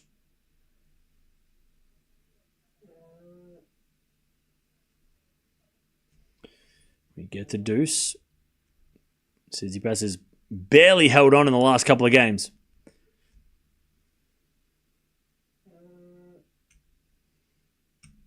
Serve again from Steph. Is a fault. Second serve.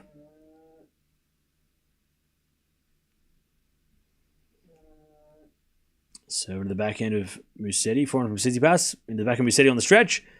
But Steph, easy winner on the volley, and it's advantage Tsitsipas. Winner of this takes on De Minaur tomorrow. God, where's the schedule? It's got to be out soon, right? Maybe they're waiting for this match. After this match, the schedule will come out.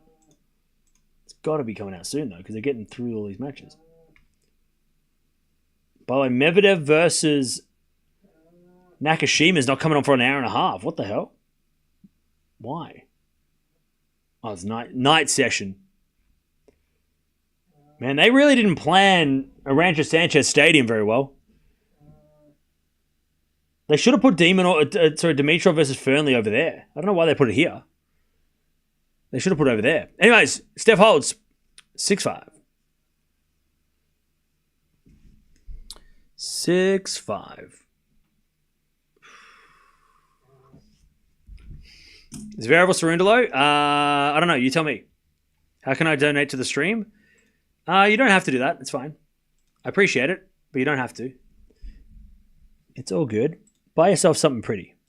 Or cool. Food or something. Sabalenka match after Medi? Yes. Or well, not directly after Medvedev because there's a night session, so they gotta kick out everybody here and bring in the new crowd. Which is really unfortunate because it means we have to wait and sit around and wait between matches.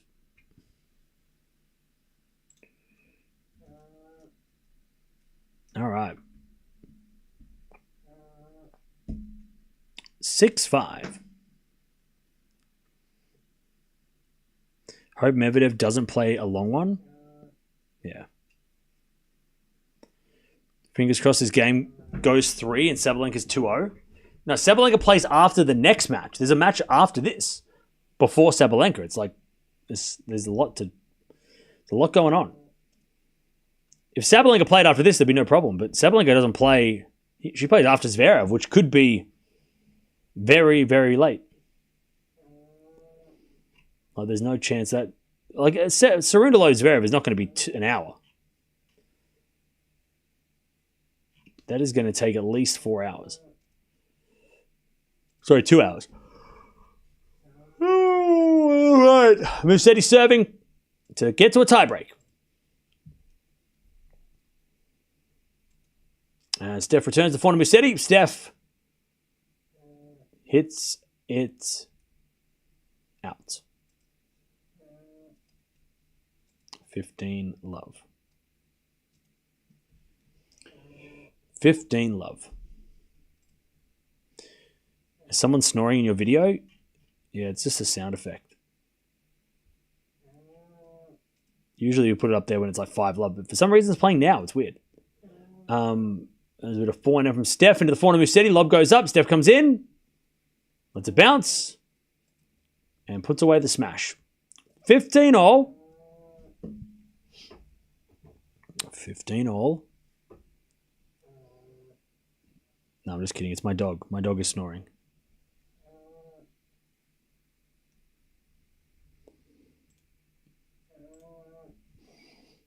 All right, 15-all. This looks empty. There is a dog in there. She's sitting right there.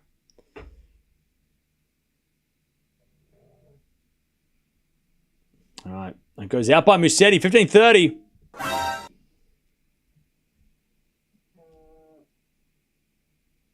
$15-30.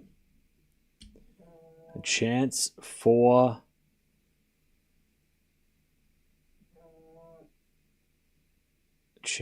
Steph to steal the set here. As Musetti forehand goes again in the back of Tsitsipas. Lob goes up. Musetti comes in. Down the line, forehand at the back end of Steph. Into the forehand of Musetti. Steph with the forehand of the stretch. Musetti comes in with a swing volley. Steph with a lob. Musetti with a smash. Steph gets it with another lob. But it's out. 30-all. 30-all.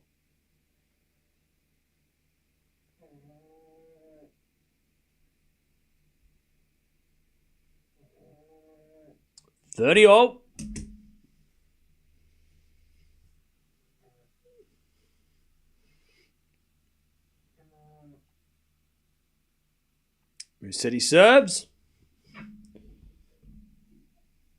Into the backhand of Steph. To the forehand of Musetti. Steph with the backhand. Into the backhand of Musetti. Steph runs right into forehand inside out, but it's wide. 40-30. 40-30.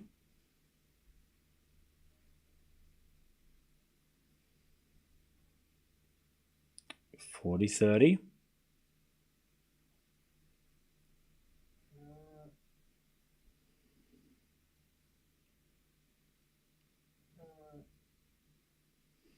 As with a backhand return from Steph into the forehand of Musetti. Who hits a winner? Tie break. And now it's time for the tie-break game. All right. Who you got, chat? Who is taking the tie break?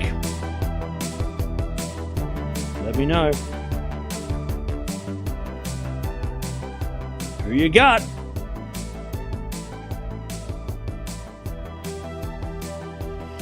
Who have you got? Tsitsipas, Musetti. Tsitsipas, Stefanos, Musetti. Musetti 8-6, 7-4. Musetti 7-4. Tsitsipas. Okay. As with a forehand from Steph. Into the net. One love Musetti.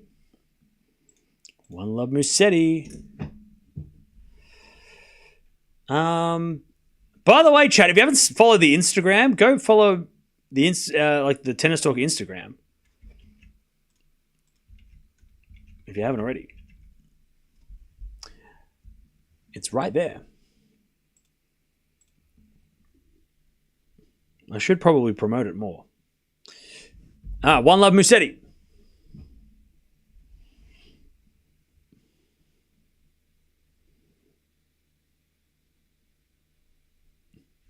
As we return to the back into Steph.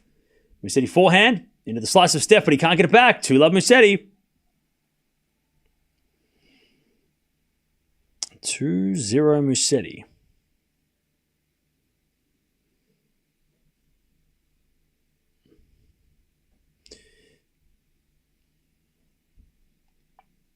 All right, 2-0. Musetti serves again. Into the backhand of Steph. Return goes into the forehand of Musetti. Steph backhand again. The forehand of Musetti. Into the forehand of Steph. Musetti forehand of the stretch. Steph hits a drop shot, but it's in the net. 3-love Musetti.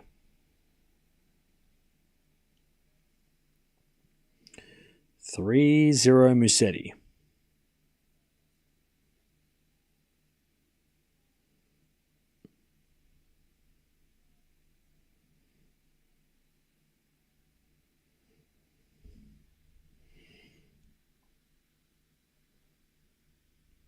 All right. Steph serves again.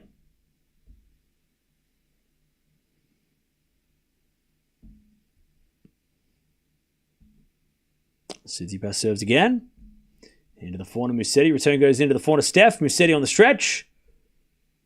Into the forehand of Steph, who sprays it wide. 4-love Musetti. 4-0 Musetti.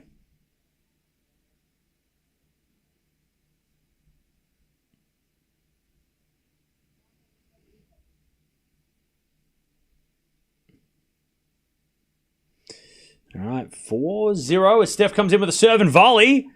And then Musetti backhand flick winner. Okay. This is going to be on. All right, Musetti's finished with this, man. He's like, I'm out of here. 5-love. 5-0. 5-0. Musetti 2 points away. 5-love. And he is serving at 5-love.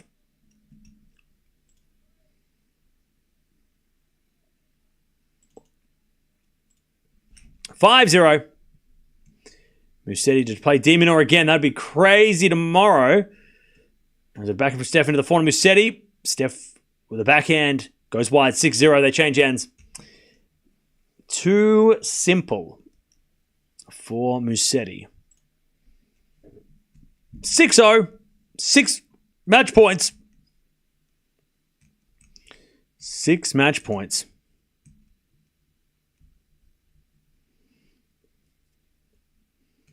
All right.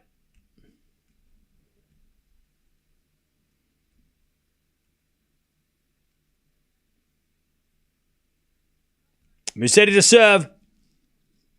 To beat Tsitsipas back-to-back. He lost 5 matches in a row, and now he's about to win 2 in a row. On clay, no less. That's crazy. Musetti serves.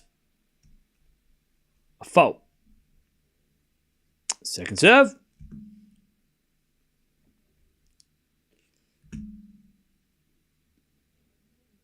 Second serve. Into the forehand of Tsitsipas. Return goes into the forehand of Musetti, who sprays it wide on the forehand, and it's 6-1 Musetti. 6-1 Musetti.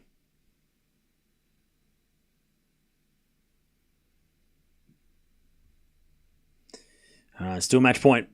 Steph with the serve. And the forehand of Musetti returned the net. 6-2 Musetti.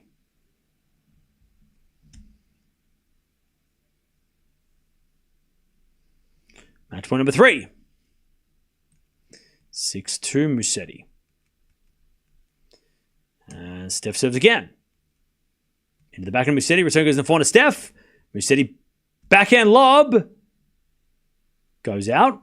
6-3 Musetti. 3 match points saved. 3 to go. He's halfway back, Steph. But it's still match point Musetti. And it's his serve now. 6-3. If Musetti loses this set, I'm going to scream. 6-3. Match point 4. He serves. Into the backhand of Tsitsipas. Return the forehand of Musetti. Steph makes an error, sorry. Musetti wins the point. And takes the win. GG's. He needed that, Musetti. I was getting scary. I was getting nervous, chat. I was getting worried. He was stuffing it up. All right, de Minaur rematch. Steph finishes. No, look, that was unfortunate. Like, Steph probably should have won that first set at least. Should have been a 3-setter somehow, but good for Musetti. Back-to-back wins against Steph. Hasn't been his favorite player to play, but now he's won 2 in a row on clay, so Musetti's got to be happy with that. GG's. Steph, after last week's injury, that's probably not a bad result. Getting a close straight sets loss to a guy who's been really good. So, yeah, I mean, Steph will get better. At least he wasn't injured this week, so he'll get better and hopefully healthier and stay healthy. But I want to see these guys play a 5-setter, please. I want to see these guys play the French Open quarterfinals. That's what I want to see. I want to see Musetti Tsitsipas quarterfinals at the French. That's what I want to see now. Best of 5 sets. Both healthy too. I don't want to see anyone coming in with like a limp. All right? I want to see both players coming in to play a banger. That's what I want to see. Best of 5 sets Tsitsipas versus Musetti. All right. Actually, you know what? No, it could be a 4th round. I don't even care. It doesn't have to be a quarterfinal. It could be a 4th round. That would be an absolute crazy 4th round. 4th round, Tsitsipas Musetti. Let's have that. Let's get that. That's what I want. That's what I want. All right, now Zverev versus Cerundolo is coming up. We jump on over here, talk amongst yourselves. I'm going to go get a tea, and we're going to keep this train rolling. But good win by Musetti. Tough fight, 7-5, 7-6. but gets it done. And he will play De Minaur tomorrow, who, of course, he nearly lost to in Monte Carlo. So rematch on the cards. So that's going to be fun to see. But Steph, he'll go to Rome. We'll see what he can do there. But 7-5, 7-6. Musetti wins. Severa versus Cerundolo next.